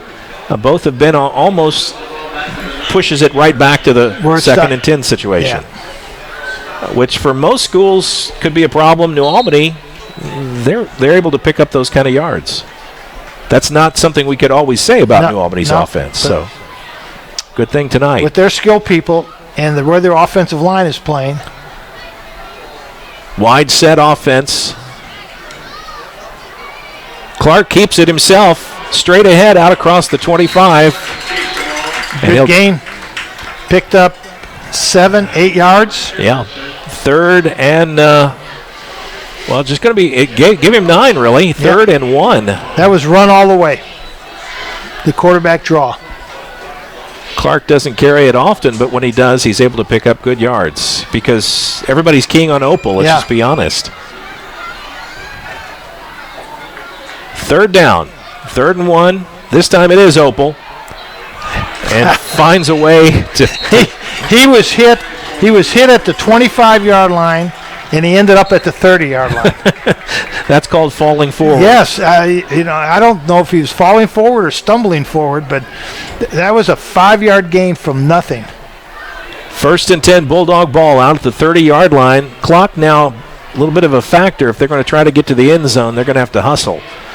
And they seem to be a little bit... they don't seem to be in a hurry to do it, do they? That's one thing, one way to say it. Clark back in the shotgun. Passing situation. Drifts over to the right. Puts it up downfield. Tries to kind of drop it in to Malachi Peters, and he's lucky that one wasn't picked off. You don't want to throw a floater over on the sideline. No. Incomplete pass stops the clock. 2nd and 10.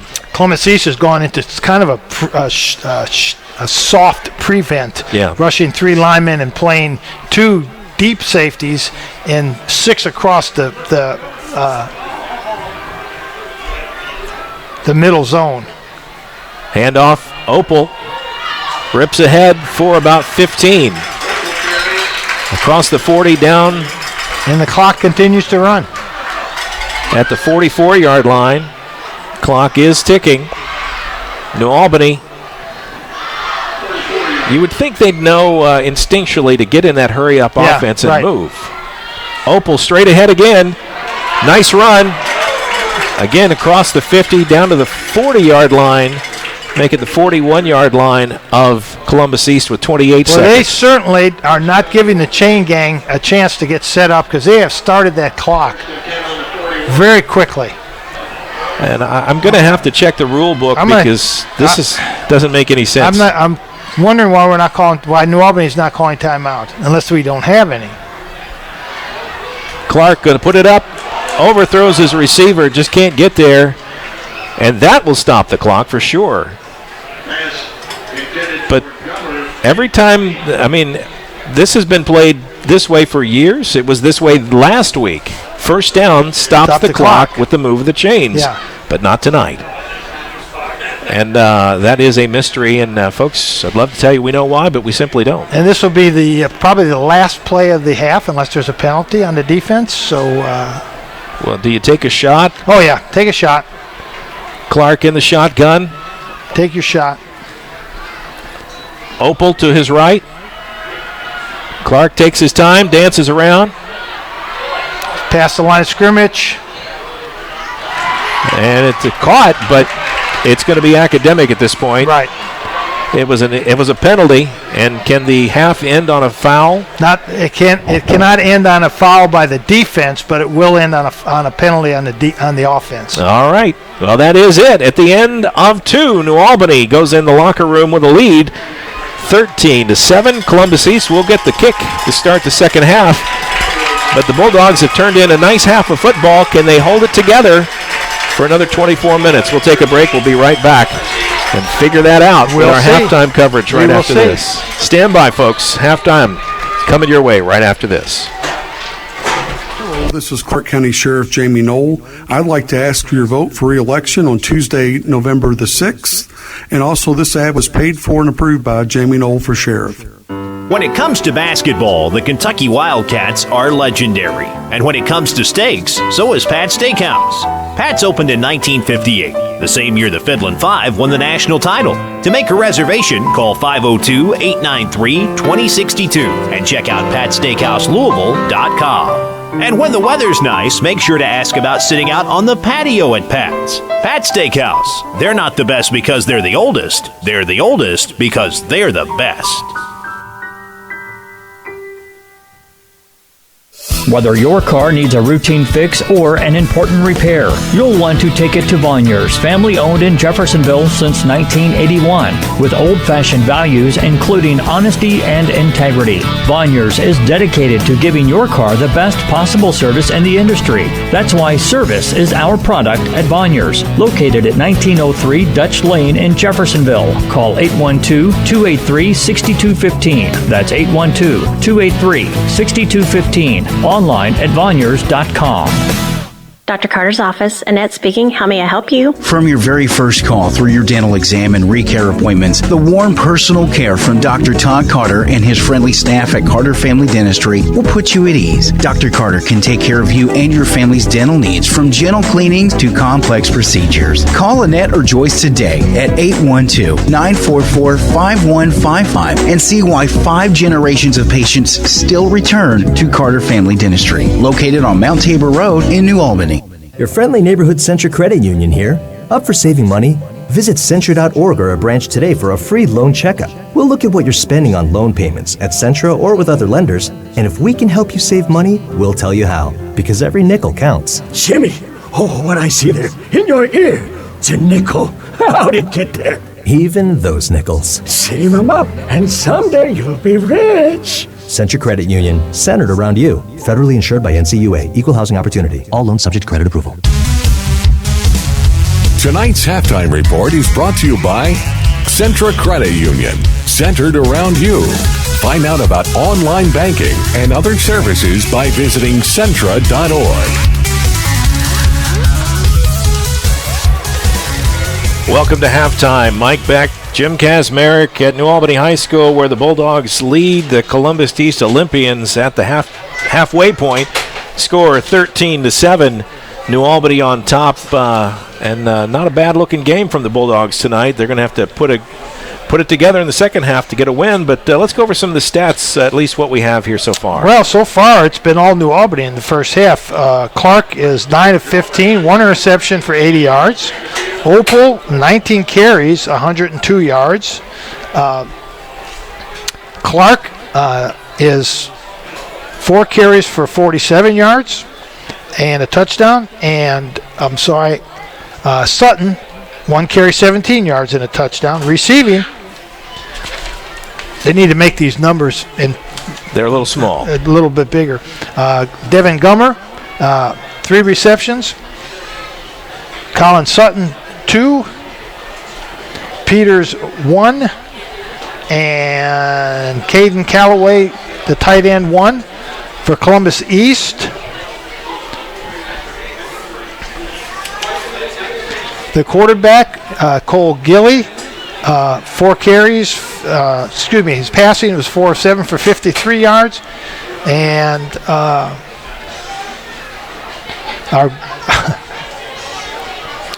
Lance Greavy, I'm saying that correctly? Yeah. 6 carries, 22 yards. All New Albany, really, statistics. New Albany's got 169 yards total rushing, 214 yards total offense. So, really, all New Albany held Columbus East to 75 yards total offense in the first half. And yet the score, they only lead by 6 points on the scoreboard. Yeah, and I think New Albany, to be honest with you, I think New Albany, with 3 minutes left in the first half, and they had the ball on the 15-yard line, they became very conservative. And, I think that would have been a really good time, first of all, to try to block the punt. Secondly, let's move the ball upfield. Let's take a couple shots upfield. Let's see if we can get this lead to 20-7, because Columbus East has got to be a dangerous team, and you think that 7 points is not gonna be enough for them. Oh, absolutely not. And the other thing is clock management. It seemed like at times New Albany was flat-footed a couple of times, especially on the scoring drive for Columbus East. The defense simply did not adjust to the no-huddle offense, and that's how they got burned. And Columbus East, and New Albany does the same thing. They will run a no-huddle offense, but then they will intersperse a hurry-up offense. Yeah. So you kind of you kind of are lulled. The defense is kind of lulled. Okay, it's a no-huddle offense. I can look at my play sheet, and then all of a sudden, for 3 plays, they run a hurry-up, and it gets you out of your rhythm. And both New Albany and Columbus East do the same thing. All right. Well, we'll go ahead and take a break. We'll come back and find out more about what's going on across the scoring land. We'll get some updates on some other scores and try to figure out what's happening. Some good games out there. Providence, Charlestown, Floyd Central. Jeff will give you all those scores and more when we return right after this on Glycod.com coverage of Kentuckiana high school football. Stay with us. Your friendly neighborhood Centra Credit Union here. Up for saving money?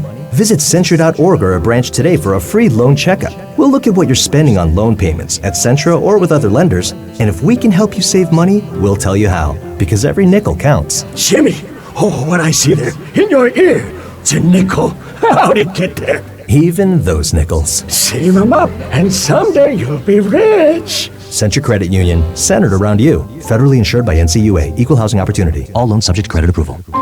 What brings you and Greg to marriage counseling today? Jake from State Farm. My husband calls him all the time. 2, 3 in the morning, it doesn't matter. Greg, is this true? Yeah, Jake saves us tons on our insurance, no matter what time it is. And how much did he save you? Hundreds. Can I call this Jake from State Farm? You've got to be kidding me. State Farm is there for you anytime, anywhere. Just call or click today. Get to a better state. State Farm. Remember to contact Teresa Lamb in New Albany.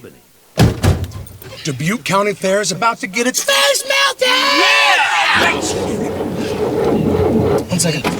I guess their faces are safe. Shut up, Jeff. Yeah, Jeff, shut up. Shut up, Jeff. I don't need your help. Just like what happened in Pittsburgh. Never mention Pittsburgh! When you need to be there, you need an Interstate, the car battery auto techs prefer. Come by Interstate Batteries, 1510 Production Road, Jeffersonville. Hello, this is Clark County Sheriff Jamie Knoll. I'd like to ask for your vote for re-election on Tuesday, November the 6th. And also, this ad was paid for and approved by Jamie Knoll for Sheriff. Mike Beck, Jim Kazmarek here at New Albany High School. Halftime score, New Albany 13, Columbus East 7. And time for a scoreboard update as we can find out some of the scores, other ball games. And scoreboard update brought to you by State Farm agent Teresa Lamb. What do we have, Coach? Well, at halftime, we have Silver Creek 40, Scottsburg nothing. Also at the half, Providence 14, Charlestown 7. Outstanding game going on there also. Yeah. And at halftime, Floyd Central 9, Jeff 0. That's going to be an interesting emotional set of cards for Coach Brian Gleasing after being the coach of the Highlanders for 11 years. Up and jumps ship and heads to Jeffersonville. And then has to go back up on the hill to play them. Got to be mixed emotions a little bit, wouldn't you think? Well, I do think that because it happened to me. It did. Yes. I came from Madison to New Albany, and we opened that following 1984 season at Madison. And it was very, very strange being on the other side of the field and coaching against kids that you had prepared for the last 2 or 3 or 4 years. Yeah. It was a very strange, very emotional also. I still remember all the players from Madison coming over and shaking my hand and, not necessarily wishing us good luck, but, giving you a little bit of love. And that was a good thing. My time at Madison was a lot of fun. It was a good coaching experience for me because it really taught me a lot about the mental part of the game, to get kids ready to play a game and have confidence in themselves. Yeah, I remember playing those Madison teams, and you had them ready to play. As a matter of fact, I played against you when you were coaching there. That's right. Then you came here the year I graduated, so we missed by that much, as they said. Yes. But, anyway, big game there tonight. Floyd Central on top 9-0, and we'll update you on other scores as they come to us. Tonight's scoreboard update brought to you by State Farm insurance agent Teresa Lamb of New Albany. For great friendly service from someone you can count on, call Teresa at 812-945-8088. And this one here, a good ball game, and I don't think this doesn't really come as a surprise. 13-7, New Albany on top. It's kind of playing out the way many people thought it would be. The question is, will that mystique, will that legacy thing kick in? Will that thing that you can't define come into play here for Columbus East. The intangible of Columbus East not knowing how to lose a conference game, and the intangible of New Albany thinking, can we keep doing this? Is this, can we keep beating Columbus East, the unbeatable Columbus East? So that's the head game that Coach Cooley's going to have to play with the kids. And tell them you can. Obviously you can. You've done it in the first half. No reason they can't do it in the second half. Coach Gaddis, he's going to tell those kids, this is our team. This is 2018. This is not 2010, 2005. This is forget what happened the other 79 games. Yeah. This is 30 minutes or 24 minutes of what we need to do to win this game. All right, we'll take a break. We'll come back and we'll have some final thoughts as our halftime coverage winds down. The teams will be back out in the field to warm up in just a moment, and we will bring you the second half in just a few minutes. Stand by. Coverage continues on Glycod.com. Stay with it. Doug and Maureen hope to travel the world as missionaries in some of the most remote nations. We honor them for their work. Thanks, guys. Bill and Frank have served the country with honor during the Vietnam War. Bill has 2 Purple Hearts. Thank you both for your service. We're truly honored to serve a generation that's really made a difference. For more information about American senior communities, please visit us at asccare.com. Whether your car needs a routine fix or an important repair, you'll want to take it to Vonyers, family owned in Jeffersonville since 1981, with old-fashioned values including honesty and integrity. Vonyers is dedicated to giving your car the best possible service in the industry. That's why service is our product at Vonyers, located at 1903 Dutch Lane in Jeffersonville. Call 812-283-6215. That's 812-283-6215. Online at Vonyers.com. What brings you and Greg to marriage counseling today? Jake from State Farm. My husband calls him all the time. 2, 3 in the morning, it doesn't matter. Greg, is this true? Yeah, Jake saves us tons on our insurance, no matter what time it is. And how much did he save you? Hundreds. Can I call this Jake from State Farm? You've got to be kidding me. State Farm is there for you anytime, anywhere. Just call or click today. Get to a better state. State Farm. Remember to contact Theresa Lamb in New Albany. Hi, this is Sheriff Jamie Knoll of the Clark County Sheriff's Office reminding you to please buckle up, wear your seatbelts, and refrain from texting while you're behind the wheel. Your safety is our priority. Enjoy the game. The Locker Room is proud to be a sponsor of Southern Indiana High School Sports, located in historic Jeff at 319 Spring Street. The Locker Room has been a business for over 40 years and was Southern Indiana's first screen printer. They specialize in wholesale screen printing, t-shirts, and have a full-time graphic artist on staff. No job is too big or small. The Locker Room invites you to team up with the best. For more information, call The Locker Room at 282-8600. That's 282-8600.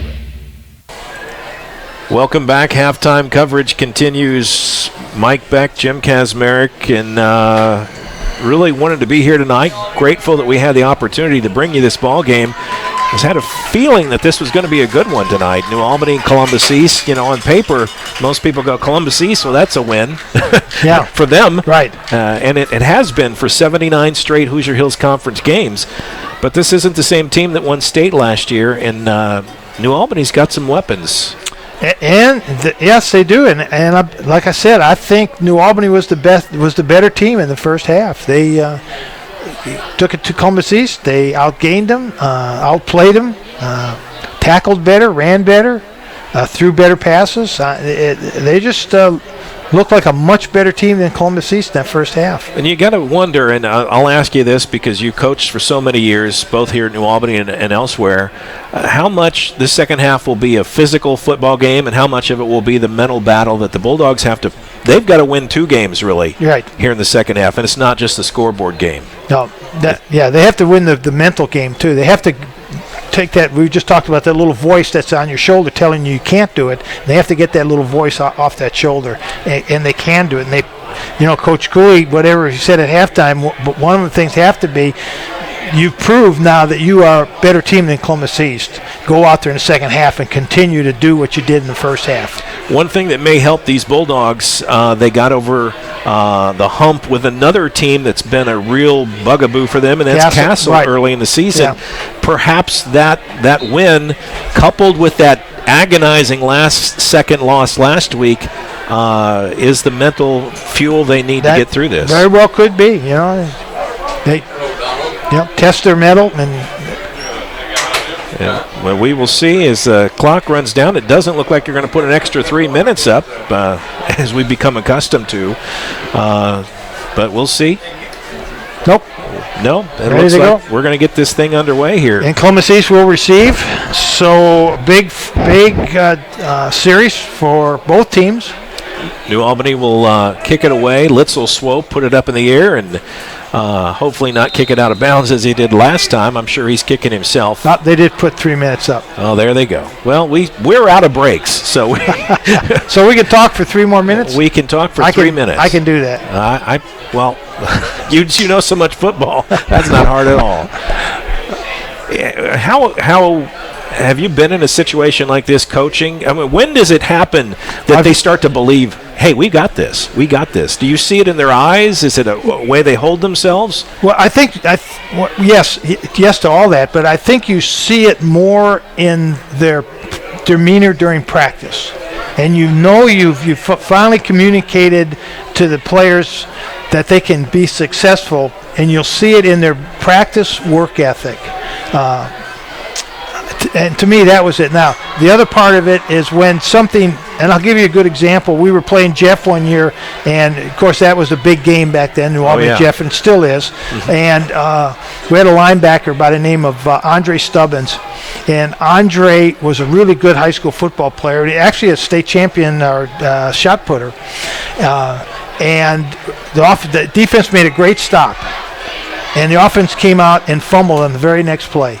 And instead of the defensive players dropping their head, Andre Stubbins jumped up and he said, I'm glad they fumbled because we get to go back out and play again and stop them. And, that tells you a lot about the attitude of the team. They wanted to play. They believed that they could stop them again.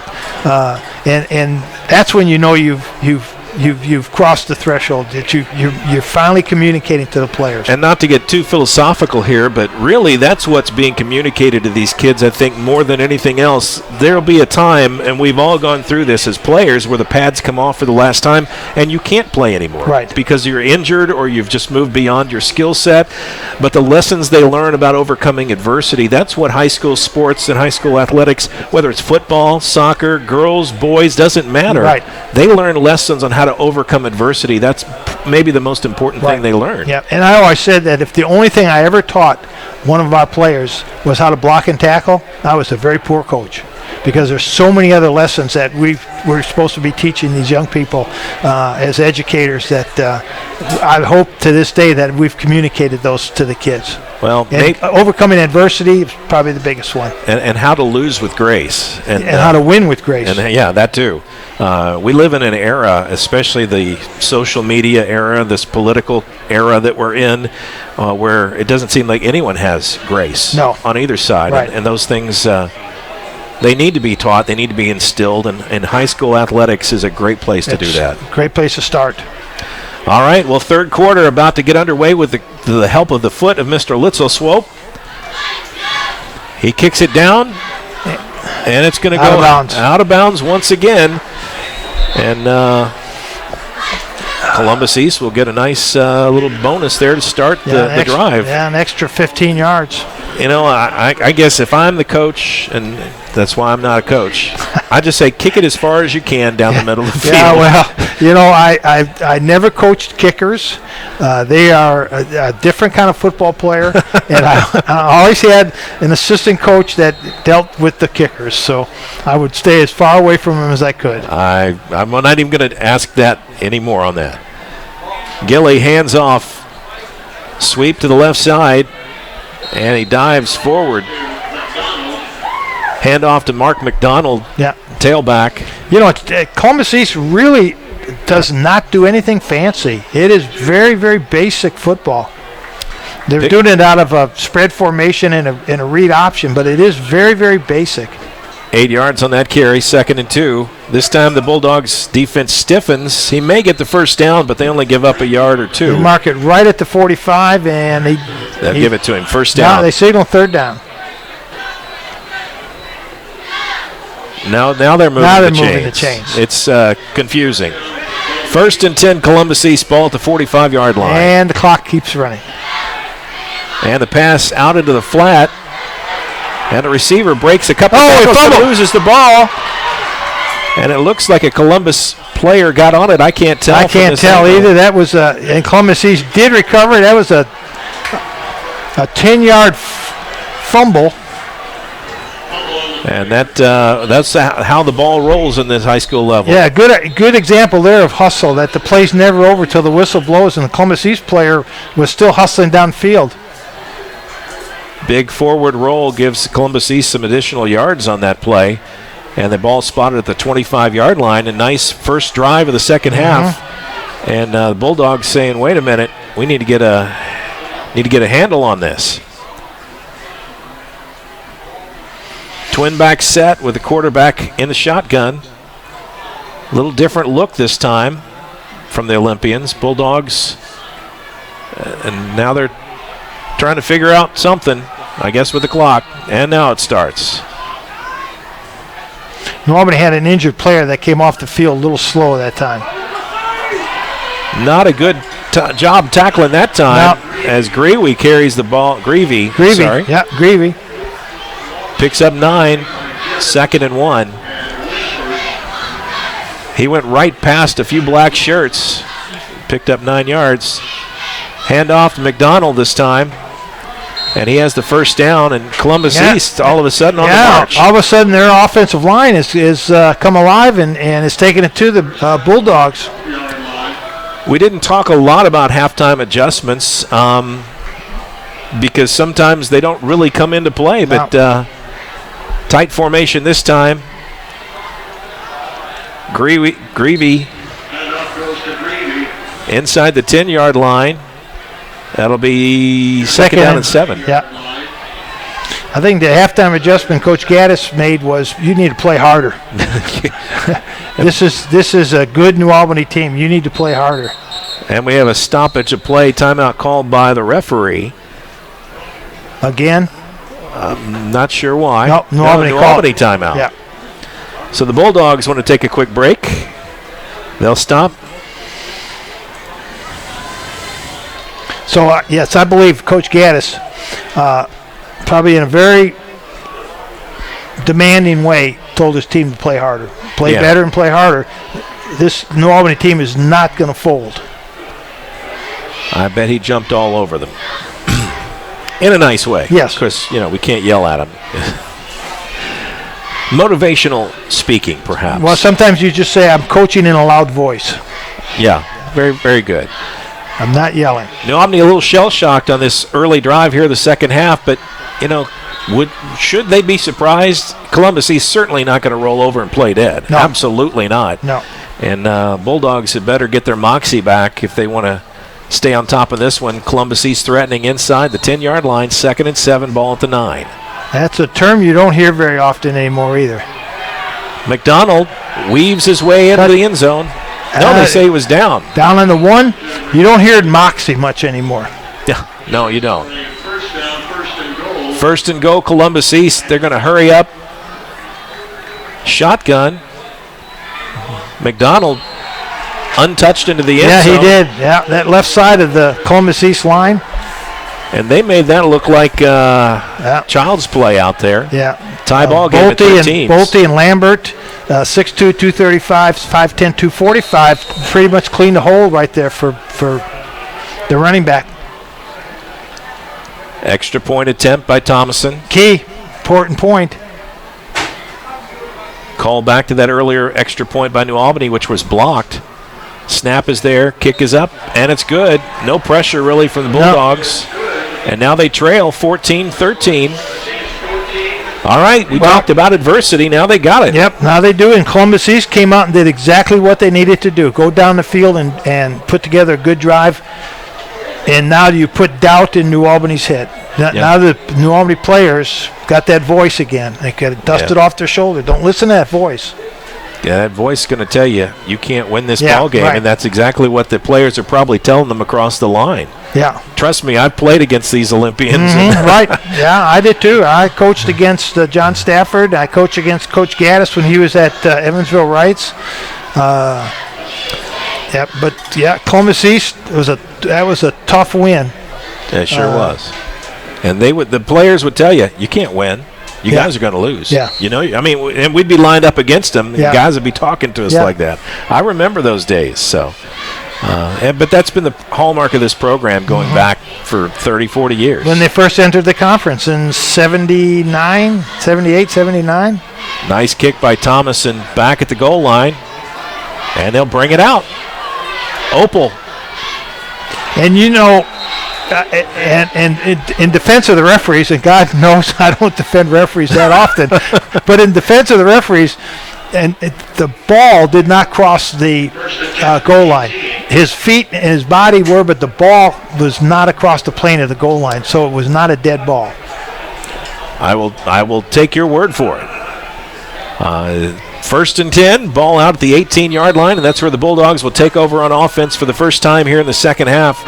They trail 14-13 after Columbus East takes the opening kickoff and marches the length of the field basically in just a couple of minutes. Let's see what Albany has now. Clark in the shotgun. Fake to Opal. Clark going to keep it himself straight ahead out to the 25-yard line. Good 6-yard gain. It's a good start. Give him a pretty generous spot. We'll call it 2nd down and about 4. Ball at the 24-yard line. They have another running back. We haven't called his name tonight, DeTrey Payton. And he's had some good games. I was impressed with him in the Castle game. But you're right. We have not called his number at all. Certainly someone that could come into play if they need to call on him. Pass low and incomplete.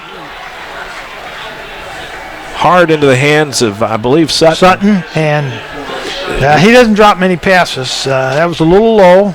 Still a very catchable ball. Clark purposefully put that ball low so that it would either go into his hands or skip off the turf.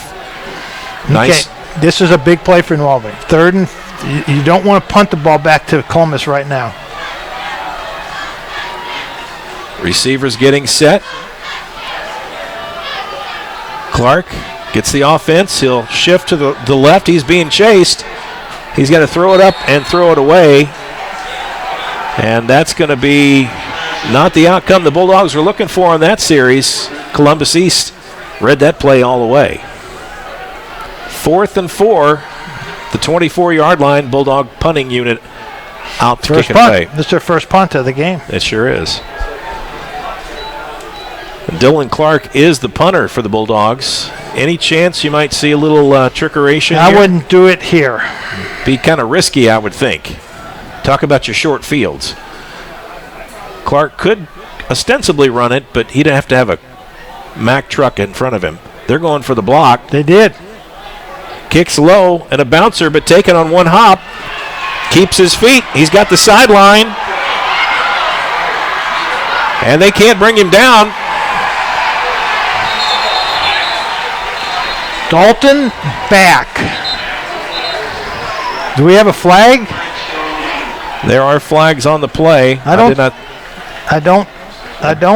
I'm looking. Yes, I do. I see it. It's on the 46-yard line. Right in front of the New Albany bench.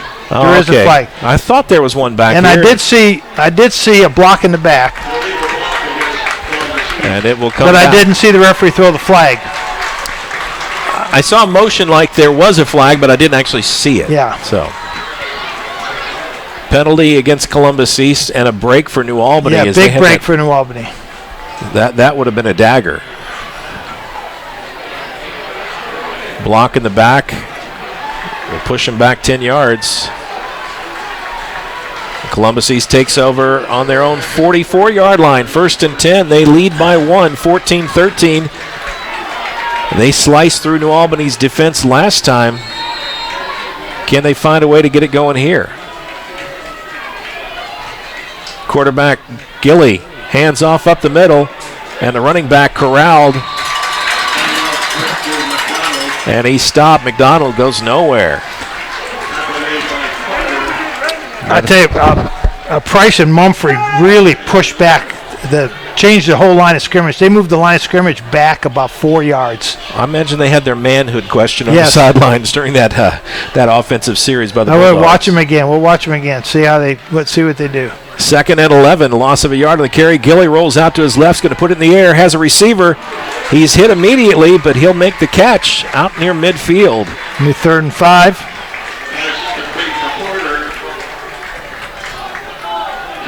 Columbus East right at the midway stripe here. No huddle, hustling out there. Bulldogs had better get in their set. You see, they're not in a hurry up, though. They're just in no huddle. Trying to get New Albany to jump here. Gilly drops back, is going to put it in the air, looks right, has a receiver. Nice defensive play. Boy, that was perfectly timed. That was Devon Stovall. Hit him just as the ball got there. Yes, Devon is a sophomore defensive back. Yeah, he played that absolutely perfect. Great defensive play. Timed it perfectly. That's exactly what you coach. As soon as that ball hits his fingers, I want you in his back. Yep. And that'll bring up 4th and 4, and they're going to punt it away from midfield. Thomason back to kick, deep to return for New Albany, Opal. The kick is a beautiful punt. Boy, that's a beautiful punt there. You got to let that one go. And it's out of bounds on about the 4. That's the way he's it moving rolls. up. He's putting it on the 8-yard line. Well, that's out of bounds on the 8. New Albany backed into a corner here. They trail by 1, 7:22 to go in the 3rd quarter. But this second half has been all Columbus East. New Albany's defense, I think, got a wake-up call in that first drive. Yes. And they seem to come alive there the second one. But they got a big break on the penalty on the kick return because that cost Columbus East probably 40 yards in field position. Oh, absolutely. 1st and 10, New Albany takes over inside their own 10-yard line. Ball on the 8. Clark in the pistol. Opal behind him. Man in motion is Sutton. Opal straight ahead. Bounces off the left side. Falls forward, but he actually may have lost a yard. I think carry. that may be his only negative yardage this game. He kept his feet moving. He's just such a shifty little runner. His feet are moving. He's looking for that gap. 2nd and 11, Mike. Yep, lost one that time. Opal. He's usually Mr. Positive Yards. Fake the end around. Oh, wide open. Oh, through the hands. That was Gummer. I believe that's Malachi Peters. Malachi Peters. Oh. And hit the hands. Just inches long. And that's another one of those things that makes the Bulldogs cringe. Yep. Peters got to try to pull that one in. When it hits your hands, I was always told, the coach says, if it hits your hands, you got to catch it. You got to catch it. Yeah, even if it just hitches your fingertips. Yeah. You got to catch it.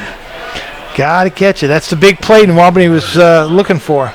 Didn't quite make it happen. That's going to bring up 3rd and 11, and now they're in a bit of a hole. Yeah. Pistol. Just gets a little draw. Come on. Opal. Yep. Left side. Out across the 15-yard line. Yeah, it's going to be short of the first down. They'll have to punt it away. That's a good call, though. Good, safe call. Don't want to make a mistake down on the 5-yard line. He needed 11. He got 8. Bulldogs punter. We're going to test our punter again, huh? Clark, the quarterback, also serves as the punter for the Bulldogs. Which always leads to the chance of a trick play. I don't think I would do it here. Columbus East certainly coming after it. And a low kick. It's going to bounce. Taken by the return man at the 45-yard line, and not much there on the return. No, but it's good field position. They're going to mark it on the 43. I'll give him a couple of yards on that return. Not much there, but he didn't need much. Short field for Columbus East. This has got to make Coach Gaddis pretty happy. Yeah, it's got to make Coach Cooley a little nervous. Let's find out if that Bulldog defense can rise to the occasion once more. They got the stop last series. Can they do it again? Gilly in the shotgun. 2-back set. Greavy on the carry. Dances around and goes down after a gain of just one. You know, it's interesting, that first series, Columbus East offensive line just dominated. And the last 2 series, New Albany's defensive line has dominated them. They got caught flat-footed, I think, coming out at halftime. I believe, yeah. Maybe they started being a little too confident. 2nd down and 9. Low snap. Gilly with the ball, gets hit, and he's going to be ridden to the ground. Sacked at the 48-yard lines where they'll spot him. Yep. Big defensive stop that time from the Bulldogs. And that pushes Columbus East back. Again, it's so difficult to read the New Albany players' numbers. I don't know if that was Mumphrey or Price that came in hot right at the start. That'll bring up 3rd and 15, though. This is a hole. Big break for the Bulldogs if they can get a stop here. Delayed handoff. McDonald. And he doesn't get it. It gets back to the original line of scrimmage, so it's going to be 4th and 8. And about 8. Yeah. And the Columbus East content to bring out the punting unit. Coach Gaddis, by doing this, I think, is signaling to his team, I got confidence in you guys. You're gonna win this ball game. We don't have to score on every drive to win. Thomason back to punt. Deep for New Albany's Opal. He's standing on his 10-yard line.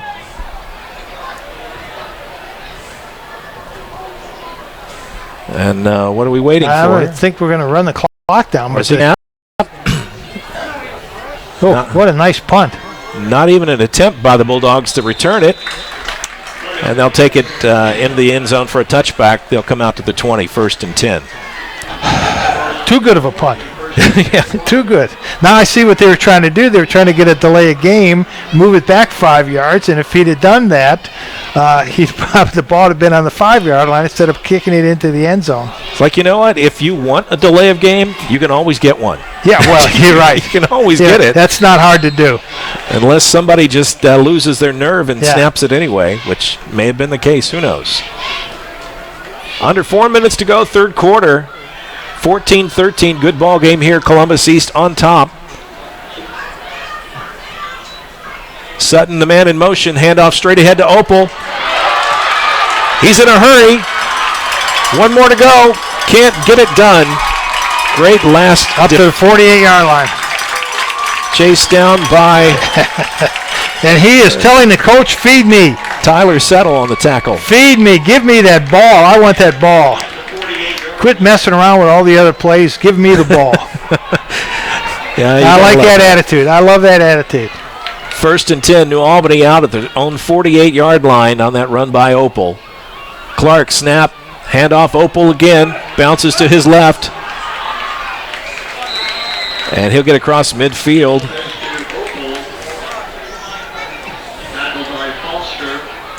Foster on the stop. Nope, we got up a little slow.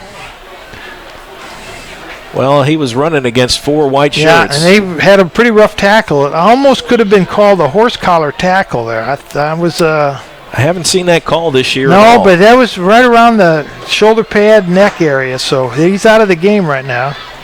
Took his hat off, getting a drink of water. We got. Is that Peyton? Or I believe it is. I believe it's Peyton. Can't see the number from this angle. Yeah, man in motion is to Trey Peyton. Not a bad run. He's picked up 4 yards. It'll bring up 3rd down and 2 on the 44-yard line. DeTrey Payton is not a bad backup. No, he's very good. He's very good. He's out, and Opal's back in. Yeah, you don't lose anything by putting in DeTrey Payton. No, I don't think so either.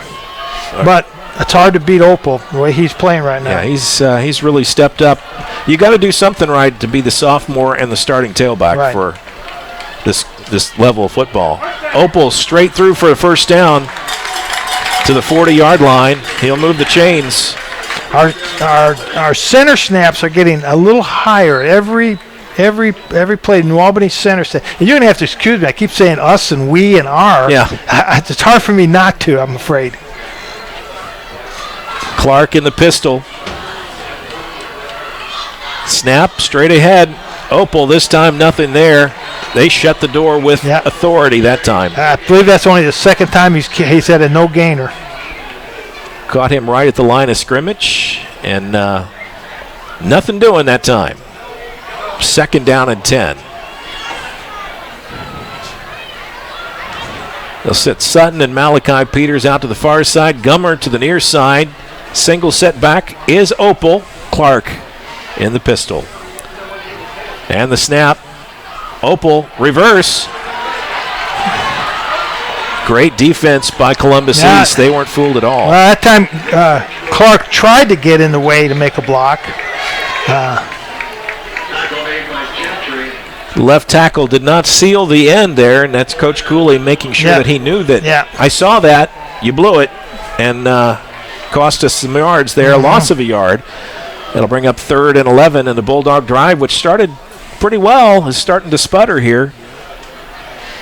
I have a feeling, though, if they get 5-6 yards, Coach Cooley will go for it. Go for it? I don't know. We'll see. There's the snap. Clark back. And lost his footing. We'll give that a sack. That looked like Isaac Van Kuren, number 80, I believe. Came flying in, got a hand on. Could that have been 80? I simply couldn't make it out. Or Corey Harden, number 90. I could not make out the number. Columbus East's numbers are a little easier to see. That's the end of the third quarter. That's the end of the third quarter. New Albany will start the fourth quarter with a 4th and 20. So Coach Cooley doesn't have to make that decision on whether or not to go for it on 4th and 5. No, Columbus East solved that problem for him. We'll take a break. We'll be back with the fourth quarter right after this on Glycod.com. Stay with us, folks. More stuff coming your way right after this.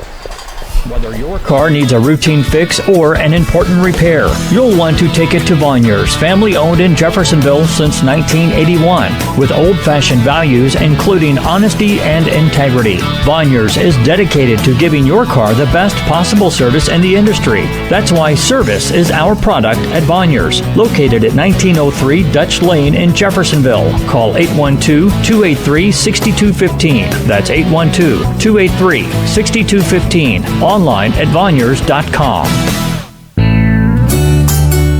When you want the best in oral surgery, try Kentuckiana Oral and Maxillofacial Surgical Associates. Think of us as KYOMS. Whether it's implants or dentures, reconstructive surgery, or wisdom teeth removal, KYOMS specialists combine their experience with the latest technology to give you the highest level of comfort and care. To find out about our 4 Louisville locations, visit us online, KYOMS.com. That's KYOMS.com.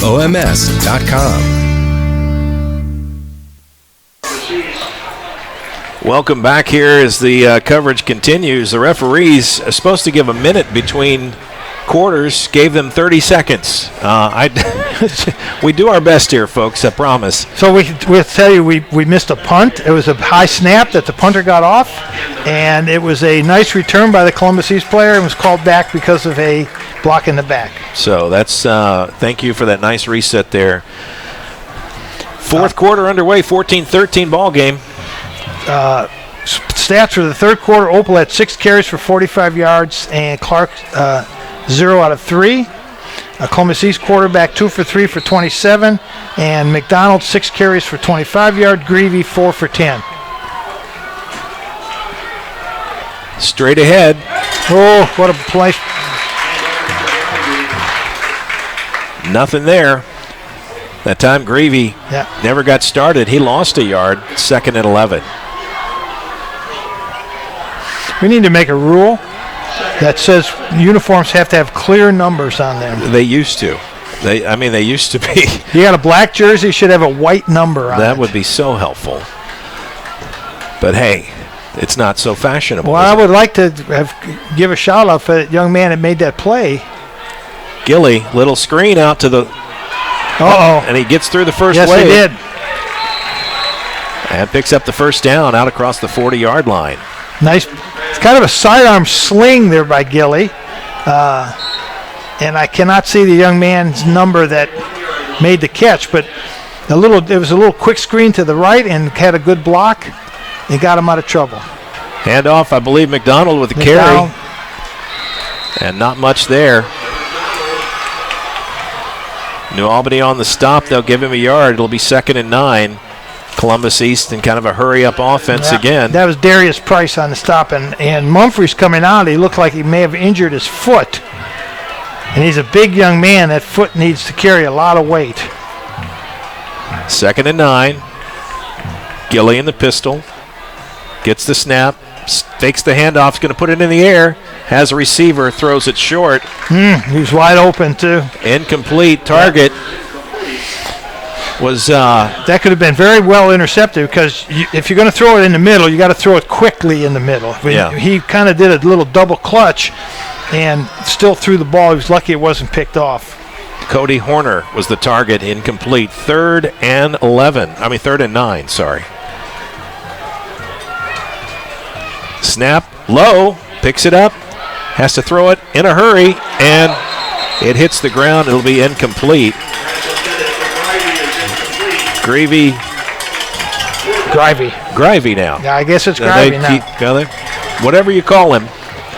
But he's a good player.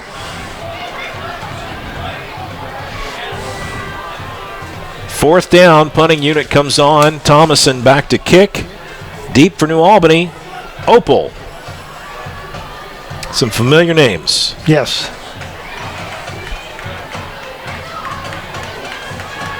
Jeez. Low snap. No pressure from the Bulldogs. Nope. They're conceding that kick. Not a great punt, and certainly not a good bounce inside the 30. 29-yard line, yes.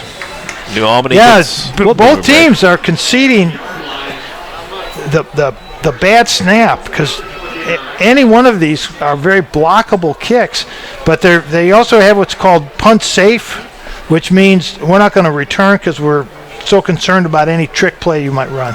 Yeah. So obviously both teams have got some kind of trickeration that they've shown in previous games. And they're being just extra cautious. Yeah. The only difference in this ball game, an extra point that was blocked. New Albany went for it. Kick blocked by Columbus East. They trail by 1, 14-13 here in the fourth quarter. Handoff to Opal, and he's met in the backfield. That play didn't unfold. Yeah, a lot properly. of penetration on Columbus East's defensive line. Loss of 2 to bring up 2nd down and 12. New Albany's run that play a lot successfully, but there's a lot of timing that has to be. And if Columbus East is going to get that kind of penetration, it's going to mess up the timing on that play. Clark in the pistol. Opal next to him, as they've been most of the night. Opal this time, this left side, across the 30. Some positive yards. It's going to be 3rd and 8. 5-yard gain, 3rd and 8.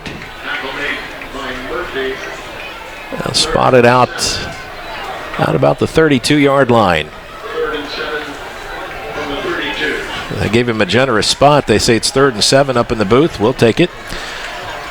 Clark in the pistol. Opal behind him to the right. You'd think this is a pass. You'd be right. And it's knocked down at the line. Defenders know. Get your hands up. Yep, get your hands up. That was number 3. Looked like Julian Greenwell knocked it down. He had a little pressure coming from his left also. Columbus East was running a blitz. They expected pass. Yep. They played for it. Real quick update. Floyd 16, Jeff 0, Silver Creek 47, Scottsburg 7.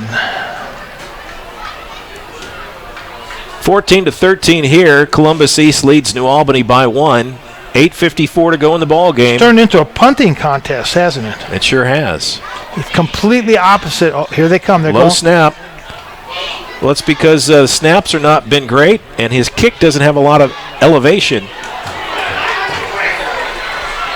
Punt defense team has to make that stop. Yes. 3 guys let him get past, and Columbus East would get some positive yards on the return.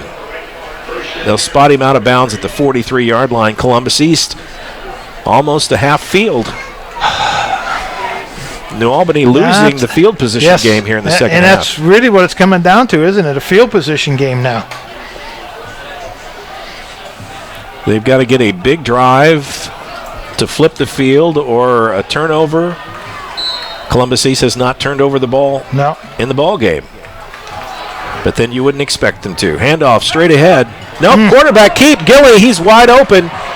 I think that may have been the first Gilly keep. And in fact, he faked me out because I thought our defensive lineman made a heck of a stop. They sure did. And that was a well-designed fake by Gilly. Best looking fake of the night from Gilly. Without a doubt.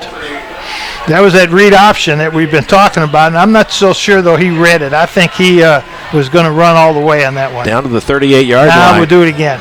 This time the handoff is McDonald. Picks up about 4. That'll be second down and 6. And the field position just flipped. Did you see this? Yeah. Now Columbus East has got field position. Bulldogs back on their heels here. They need to get a stop. 2nd and 5. Cannot afford to give up a touchdown in this drive. Gravy makes them miss. 3rd and 1. Yeah. Kind of a little dive play off right guard, and then he veered it out to where his blockers were. 3rd and 1. Bulldog defense. Can they get a stop here? Nope. Not this time. McDonald on the carry. Big gainer. Down to the 21-yard line. First down, Columbus East. New Albany really needs to dig deep now. They need to find something out about themselves right now. They have got to dig deep. White back in the ball game for New Albany. Comes rushing in at the last second. Straight ahead. Grivey on the carry.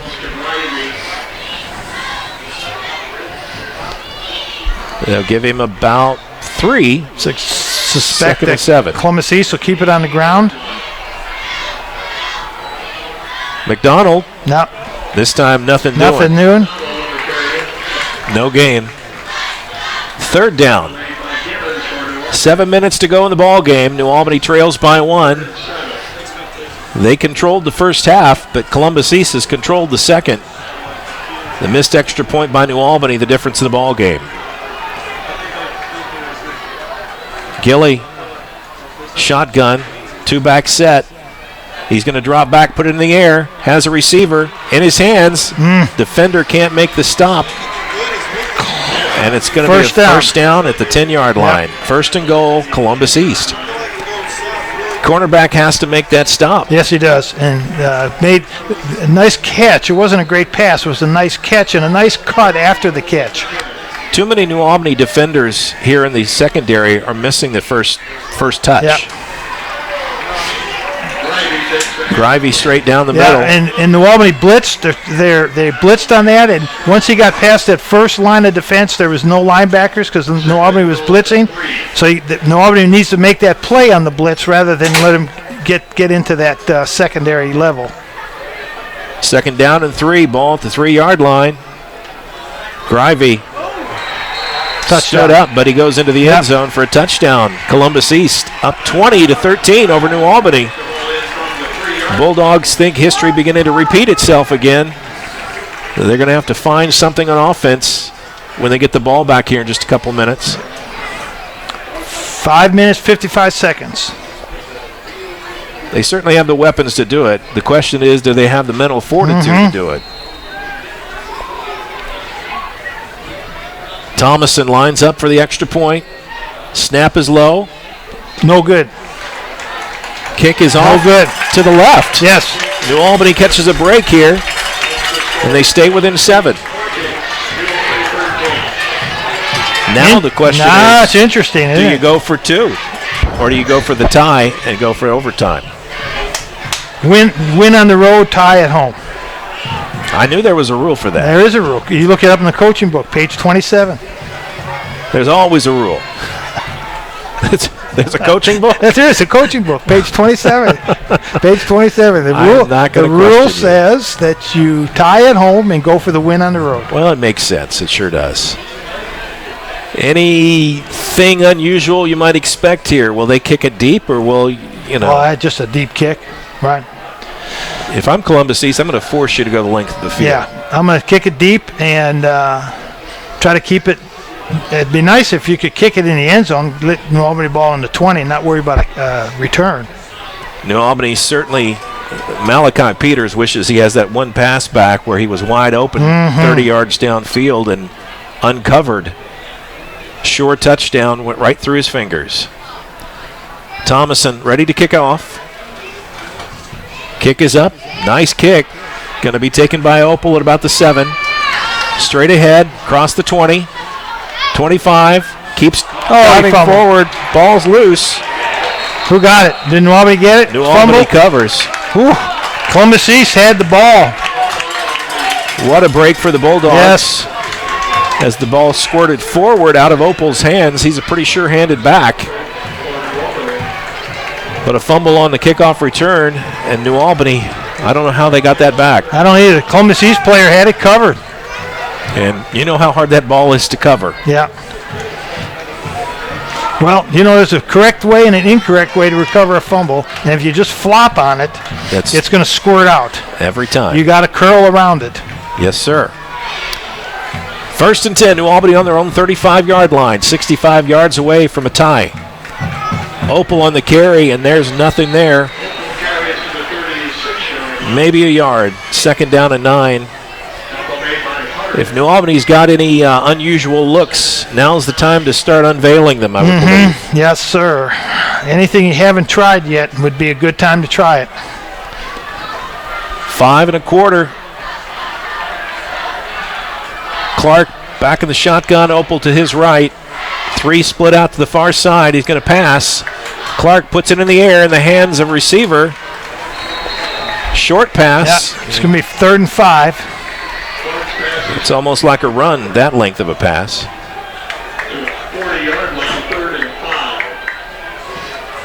5. 3rd and 5, big 3rd down play here for New Albany. Is it almost the urgent situation where you got to go for it on 4th down? I don't think so. I think I'd rely on my defense to stop them one more time. Both teams have all timeouts remaining, 3 timeouts, both squads. So Clark pulls it down, going to put it on the ground, run straight ahead. No. And he's going to come up short. A yard short. 3rd and 1. Or 4th and 1, rather, sorry. At the 44-yard line. Well, I don't think there's any doubt he's going for it. I don't think he's even questioning that. They better figure it out quick. New Albany going to go out and go for it. They're going to put all the chips on the table. Clark in the pistol. Opal in the backfield. Oh! And Columbus East. Columbus East makes the big mistake. A mental mistake. A big mistake. That's something you don't see very often from a Bob Gaddis coach team. No, that's for sure. 5-yard penalty, a gift from the Olympians. New Albany gets out to the 49-yard line, 1st and 10. Bulldogs catch a huge break on that penalty. Clock continues to run.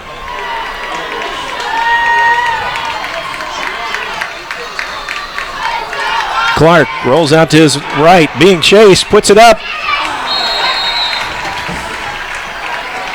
Talk about your blind side. I don't think he realized he was in trouble.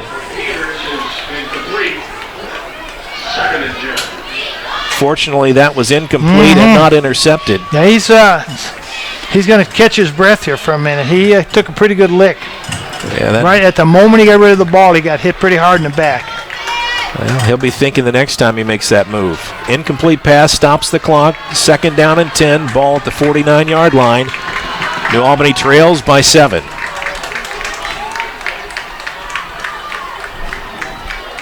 Clark drops straight back. Screen pass incomplete. Trying to get it to Opal out in the flat. One of the hardest things about screen passes is you got to get your linemen. They actually have to block. They have to block. We used to say you got to have a one Mississippi block. Mm-hmm. Just one Mississippi, and then let your man go. If you don't, then they'll read that. Yes. 3:31 to go. 3rd and 10. 3rd and 10. As you said, Clark going to roll to his right. Runs into trouble. And there's nothing there. Offensive line just collapsed and had 3 defenders on him. Yeah, Austin Opal, quarterback was a designed sprint to the right, and Austin Opal had to have the block on the defensive end and just got overpowered. So we are ball back on the 40-yard line. 3rd down and a lot. 3rd and 21. 4th and 21. And New Albany. Kind of a desperation play here.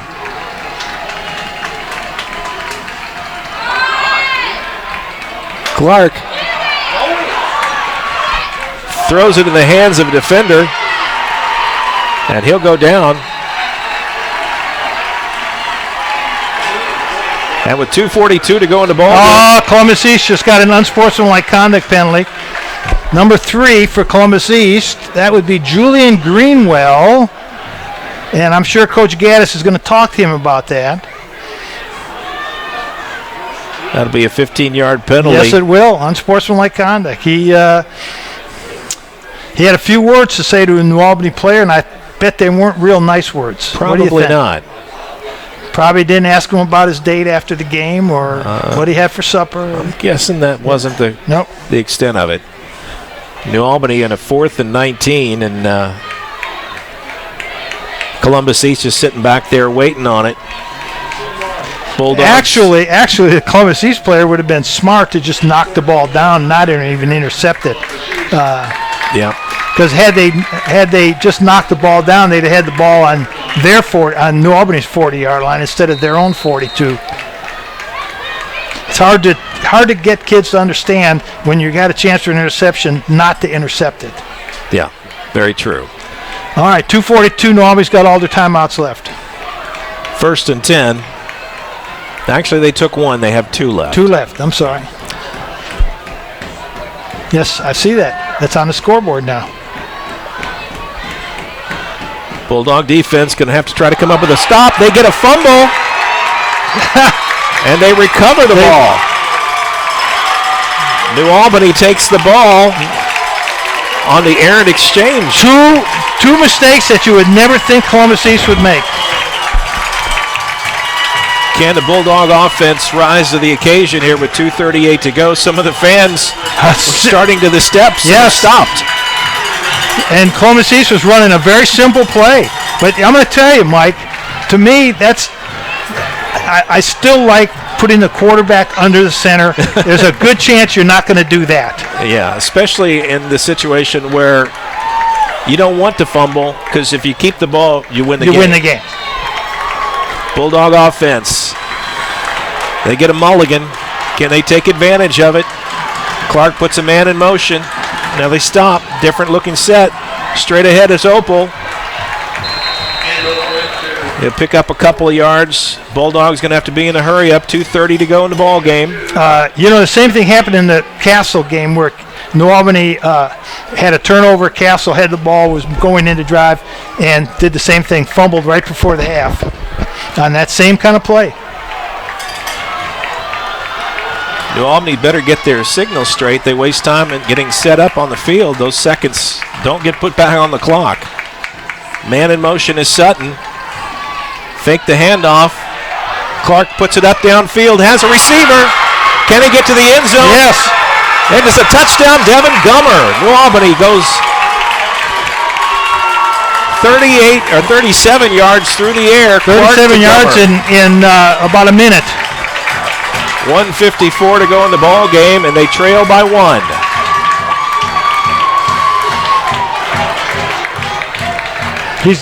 Coach is going for 2. He's going for the win.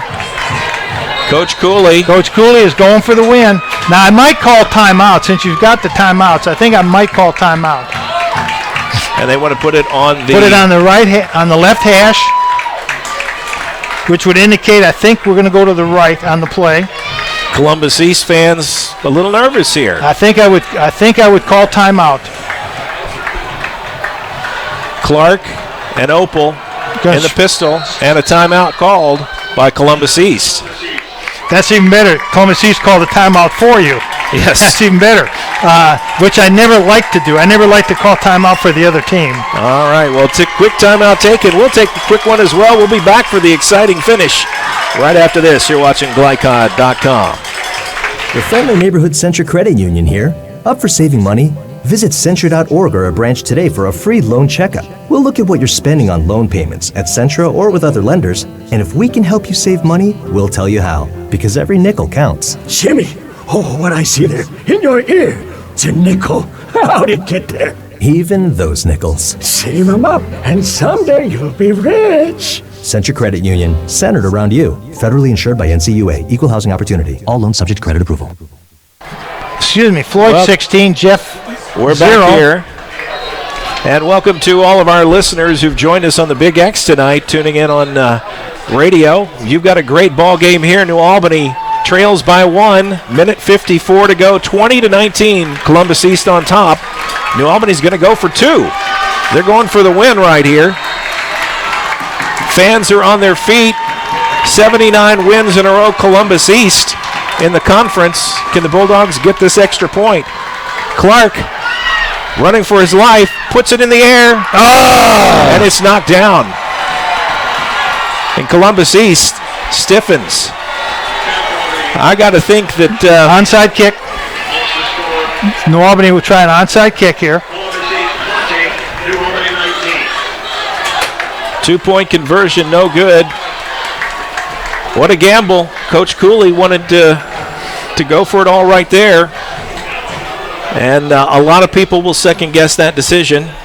And that's what happens when you're the coach. That's what happens when you're the coach. You got to live with that. Yeah, you make a decision based on your knowledge of your team, what you've done in practice, the game plan you set up, and you make that decision, and it's the decision you live with. Litzel Swope, pretty automatic as a kicker. Did have one block tonight, but you have to think that the odds were in their favor to tie this ball game. Right. Well, onside kick, get the ball back. Still got a lot of time left. Columbus East expecting that. They load it up on the front side. They've got 10 guys with pretty close to the 50-yard line. Let's see.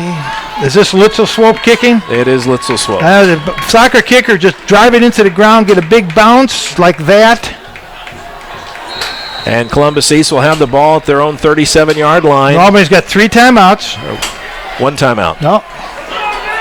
1. Sorry. Yeah. Sorry. When did they call another timeout? I missed that. They charged. I'm not sure, but because Columbus East called the last timeout. It was early in the half. Okay. I believe when New Albany was pinned deep on one of those punts. They all right. See, here you go again. You've got that direct snap, that shotgun snap. Bulldogs are going to want to get a lot of pressure on them. Straight ahead, handoff. McDonald gets about 3-4 yards. Second down and 6. 148. New Albany's probably, if they can not allow Columbus East to get a first down, New Albany will probably get the ball back with about 40 seconds left. Easier said than done.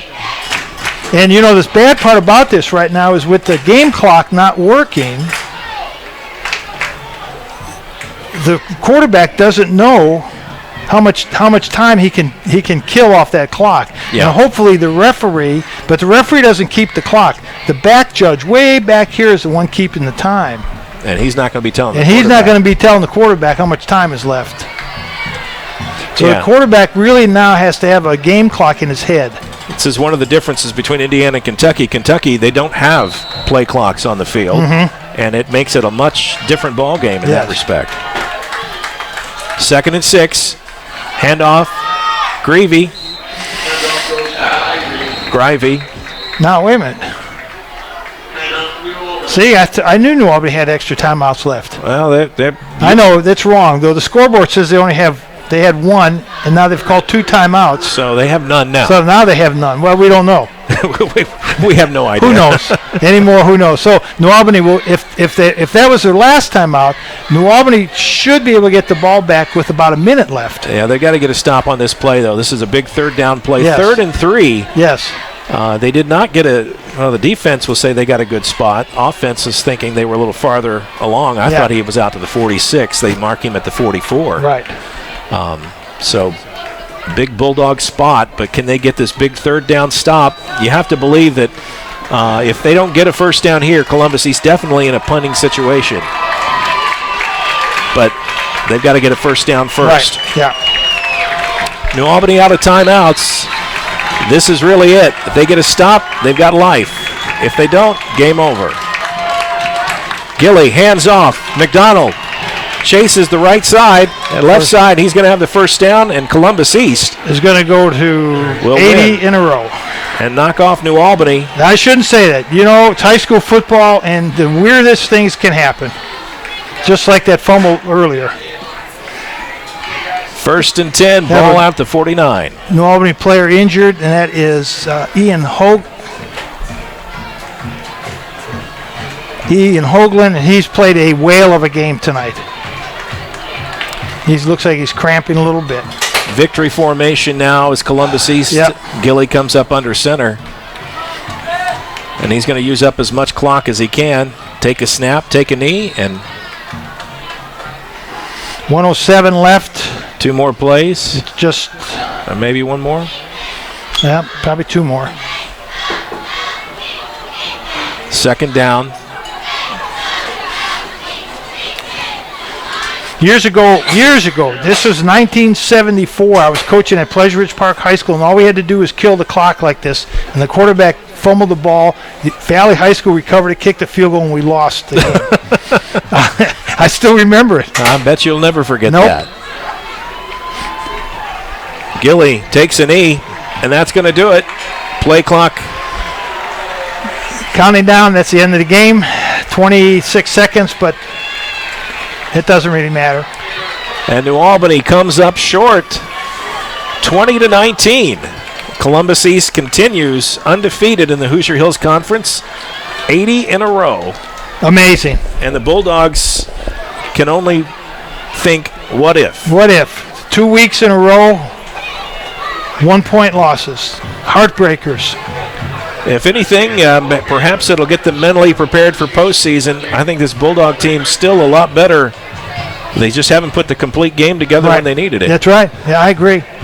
All right, we'll take a break. We'll be back with our postgame coverage right after this on Glycod.com. Stay with us, folks. More football coming your way right after this. In one fell swoop, one innocent city will be left with one burning question. Where's Cobra Guy? What? No. When you need to be there, you need an Interstate, the car battery auto techs prefer.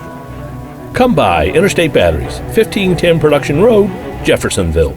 Doug and Maureen hope to travel the world as missionaries in some of the most remote nations. We honor them for their work. Thanks, guys.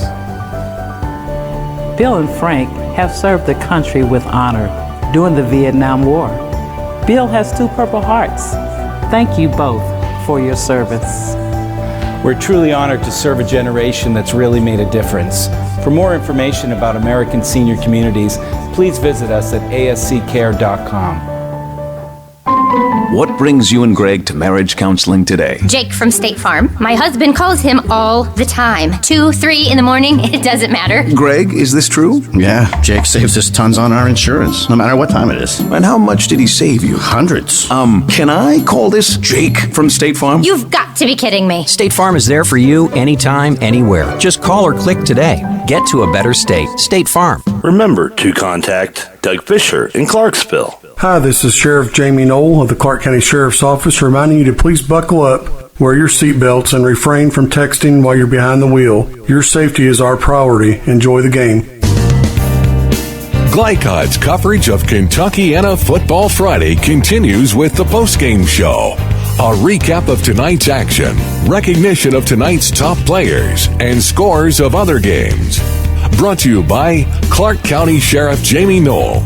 If you have crime information to report, contact the Clark County Sheriff's Office tip line at 812-280-2276 or email tips at clarkcosheriff.com.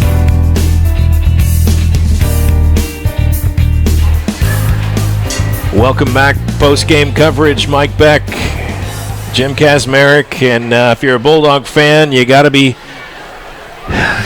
at the pizza places. Yeah, and you just got to be scratching your head tonight going, what do we got to do to pull this one out? They lost 20-19 final score. New Albany unable to break the streak. Yeah, couldn't convert. Went for the 2 to win the game. I give the coach credit. He said, I'm going to win the game, and we're not going to play for a tie, and worry about overtime. So it just didn't turn out. It was 3 yards short. Yeah, that's a great way to say it, because you got to think that he was counting on his defense being able to get a stop in that last minute, 50 seconds, right? Which New Albany's shown that they could do tonight. Yeah. And it's a gutsy call. You got some stats, so share well, them with us. and for Columbus East, what a gutty effort. Yeah. I mean, they were outplayed in the first half. They weren't even Easily. close to being East team. Whatever they did at halftime, they came out a whole different team in the second half. That opening drive of the second half Yeah. really the difference in the ball game, I think. Right. So second half stats. These are second half stats. We're going to get our game stats here in just a minute. Clark was 2 of 10 for 42 yards in the second half. Opal 10 for 10 rushes, 51 yards. Clark 2 rushes, 10 yards. Gummer 2 receptions, 42 yards, and a 37-yard touchdown. Though he made a great catch and run on that touchdown play. He sure did. For Columbus East, Gilly was 4 of 7 for 62 yards. Just not a whole lot of good passing tonight. It was both teams kind of off their passing game, I think. McDonald 12 rushes, 48 yards for a touchdown. Greavy 10 rushes, 36 yards and a touchdown. Gilly 1 for 23, and that 1 for 23 was a really big rush for them. Yeah. That really got them out of a nice hole. Horner 2 for 48 catching and back 2 for 14 receptions. All right. Well, as we wait for some additional stats, we'll go ahead and take another break. And when we come back, we will be announcing also our most outstanding players of the game, one for each team. So stand by for that. More coming your way right after this on Glycod.com. That travel the world as missionaries in some of the most remote nations. We honor them for their work. Thanks, guys. Bill and Frank have served the country with honor during the Vietnam War. Bill has 2 Purple Hearts. Thank you both for your service. We're truly honored to serve a generation that's really made a difference. For more information about American senior communities, please visit us at asccare.com. Your friendly neighborhood Centra Credit Union here. Up for saving money? Visit Centra.org or a branch today for a free loan checkup. We'll look at what you're spending on loan payments at Centra or with other lenders, and if we can help you save money, we'll tell you how, because every nickel counts. Jimmy, what I see there in your ear, it's a nickel. How'd it get there? Even those nickels. Save them up, and someday you'll be rich. Centra Credit Union, centered around you. Federally insured by NCUA. Equal housing opportunity. All loans subject to credit approval. In one fell swoop, one innocent city will be left with one burning question. What? No. You need to be there. You need an Interstate, the car battery auto techs prefer. Come by Interstate Batteries, 1510 Production Road, Jeffersonville. When you want the best in oral surgery, try Kentuckiana Oral and Maxillofacial Surgical Associates. Think of us as KYOMS. Whether it's implants or dentures, reconstructive surgery, or wisdom teeth removal, KYOMS specialists combine their experience with the latest technology to give you the highest level of comfort and care. To find out about our 4 Louisville locations, Visit us online, KYOMS.com. That's KYOMS.com. And we're back here as our post-game coverage continues. Mike Beck, Jim Kazmarek, and time for our most outstanding player of the game tonight. Most outstanding player brought to you by Kentuckiana Oral Surgery with 4 locations to serve you, including their brand new office behind Menards in Jeff. Who did we choose tonight? Who are the outstanding players, one for each team? Well, I think for New Albany, it was fairly obvious that Austin Opel was their outstanding player. Although I think the offensive line did a good job. I liked what the 2 defensive tackles, Price and Mumphrey, did tonight. They really controlled the center of that defensive line for New Albany. But Austin Opel, outstanding job running the ball. I think in the first half he had 109 yards rushing, 51 in the second half. So we're going to say somewhere in the range of 160 yards rushing, almost 6 yards a carry. That's pretty good night for a sophomore. So without a doubt, probably Austin Opel. A little bit more question on the Columbus East side. Yeah. Several, the McDonald, Greavy, and Gilly, all 3 of them played well. The offensive line, the whole offensive line in the second half for Columbus East played really well. But I think we're going to give it to Gilly. I think the quarterback, and based on really one outstanding option play where he kept the ball and really got them out of a hole and into scoring position, was a big play for Columbus East in the second half. It really flipped the field, made New Albany have to go much farther. Yeah, without a doubt, Mr. Gilly, and that would be Cole Gilly. We have the final stats. You want to read the final stats let's for run the through game? those These real are the quick. game stats. Clark for New Albany, 11 of 25, 2 interceptions, only 79 yards. Opel, 28 carries, 153 yards. I was a little off. Clark, 6 carries, 57. A good night's work for a quarterback. Sutton, 1 carry for 17 yards and a touchdown. Receiving, Gummer, 5 catches for 75 yards. Really nice night. Sutton, 2 for 15. Peters, 2 for 19. And Callaway, 1 for 6, the tight end, who made a nice play, a nice catch and run. He did. For Columbus East, Gilly, 6 of 10 for 83 yards. So not a lot of passing tonight. You know, that's not much. McDonald, 14 carries, 46 yards. Greavy, 16 carries, 58 yards. Horner, 4 catches, 86 yards, and Back, 2 catches, 14 yards. So actually it was a very good defensive football game. Statistics bear it out that both teams' defenses played very well. A heavyweight battle between 2 well-balanced, fairly even teams. Yeah. New Albany had a little more flash perhaps coming into this offensively. Yeah. But Columbus East simply takes what they've been given and Coach wins Gaddis with it. can win with it. Yeah, you're right. It's pretty impressive. Yeah, he's very impressive. And again, I would like to have been in their locker room at halftime to see what adjustments he made or what verbal adjustments or attitude adjustments he gave the kids. I'm sure they were very well thought out. Yeah. We'll take a final break, and we'll be right back with our final scores of other contests and last thoughts here. Stand by. More to come right after this. Mayhem is everywhere. I'm an extremely average golfer. I take my first full swing of the day and hit a perfect. Mayhem is everywhere. I'm an extremely average golfer. I take my first full swing of the day and hit a perfect duck hook over the frontage road and right through your windshield. You yank the wheel and end up OB in a water hazard. And if you have cut rate insurance, you could be out a whole lot of green. So get Allstate. And Floyd Knobs, call Allstate agent Packy Page today. Dubuque County Fair is about to get its face melted! Yeah!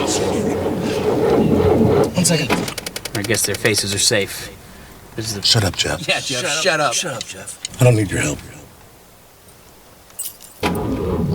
Just like what happened in Pittsburgh. Never mention Pittsburgh! When you need to be there, you need an Interstate. The car battery auto techs prefer. Come by Interstate Batteries, 1510 Production Road, Jeffersonville. Hi, this is Sheriff Jamie Knoll of the Clark County Sheriff's Office reminding you to please buckle up. Wear your seatbelts and refrain from texting while you're behind the wheel. Your safety is our priority. Enjoy the game. Whether your car needs a routine fix or an important repair, you'll want to take it to Vonyers, family owned in Jeffersonville since 1981, with old-fashioned values including honesty and integrity. Vonyers is dedicated to giving your car the best possible service in the industry. That's why service is our product at Vonyers, located at 1903 Dutch Lane in Jeffersonville. Call 812-283-6215. That's 812-283-6215. Online at Vonyers.com.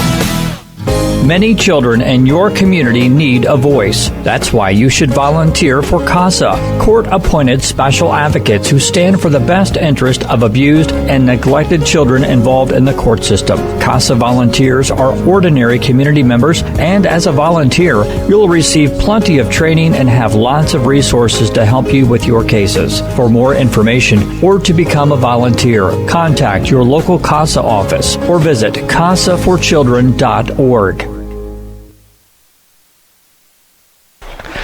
Welcome back. Here's our post-game coverage. Mike Beck, Jim Kazmarek, happy to be with you here. Final score from New Albany, Columbus East 20, Bulldogs of New Albany 19. And let's take a look at some final scores of other games. Well, what we have is still in the fourth quarter, and I'm sure by this time the game's over with, but our last score we had was Providence 28, Charlestown 14. Final score was Silver Creek 54, Scottsburg 7, and final at Floyd Central was Floyd Central 23, Jeff 0. Brian Gleasing's return up to the Knobs, not a successful one tonight. Not successful. That Jeffersonville team going to be kind of a mystery, I think, in the Hoosier Hills Conference. But one thing we know about Brian Gleasing is he knows how to build a program. Yes, he does. If they give him a chance at Jeff, he'll get him to be a winner. Scoreboard update tonight brought to you by Clark County CASA. Become a volunteer and enrich the life of a child. Call 812-285-0743 or visit CASAVoiceClark.org. Any final thoughts on this one here before we put it to bed? Well, the only final thought I had was, the decision that Coach Cooley had to make at the end of the game to either kick the extra point or go for two.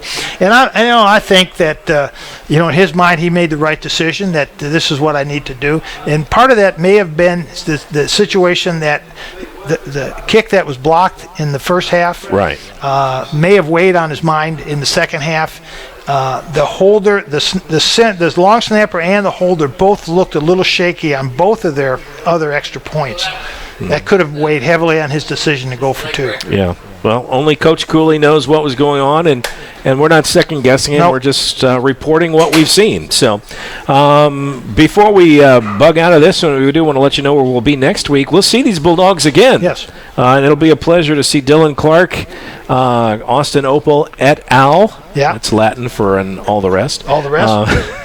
You can tell I'm a high school graduate, right? That's right. You took Latin with Miss Rank. Actually, I didn't have Miss Rank. I took Latin as a freshman at Hazelwood, but I did take Latin.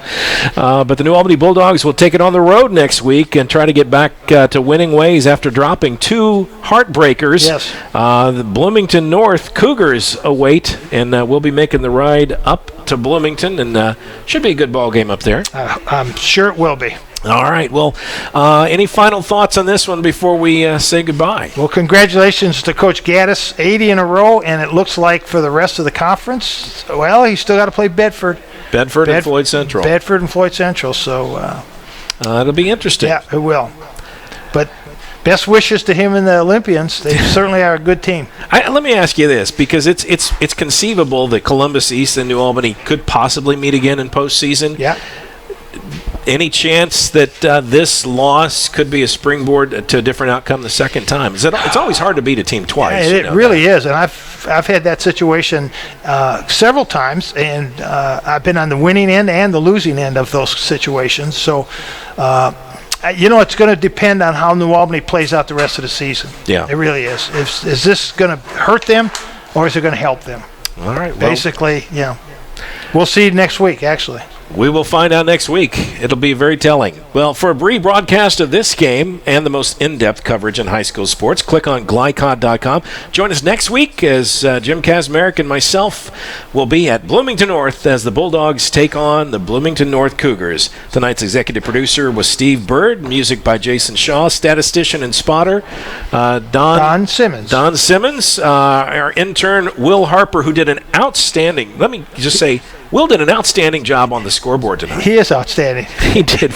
Well, you got to get him on camera once. He's not as big as a minute. No, but, man, he was Johnny on the spot. And just a tip of the hat to him. I hope that he's able to check this out afterwards. Yeah. Great job. And then, of course, Ashton Beck doing our camera work tonight in a kind of a far away spot. She got.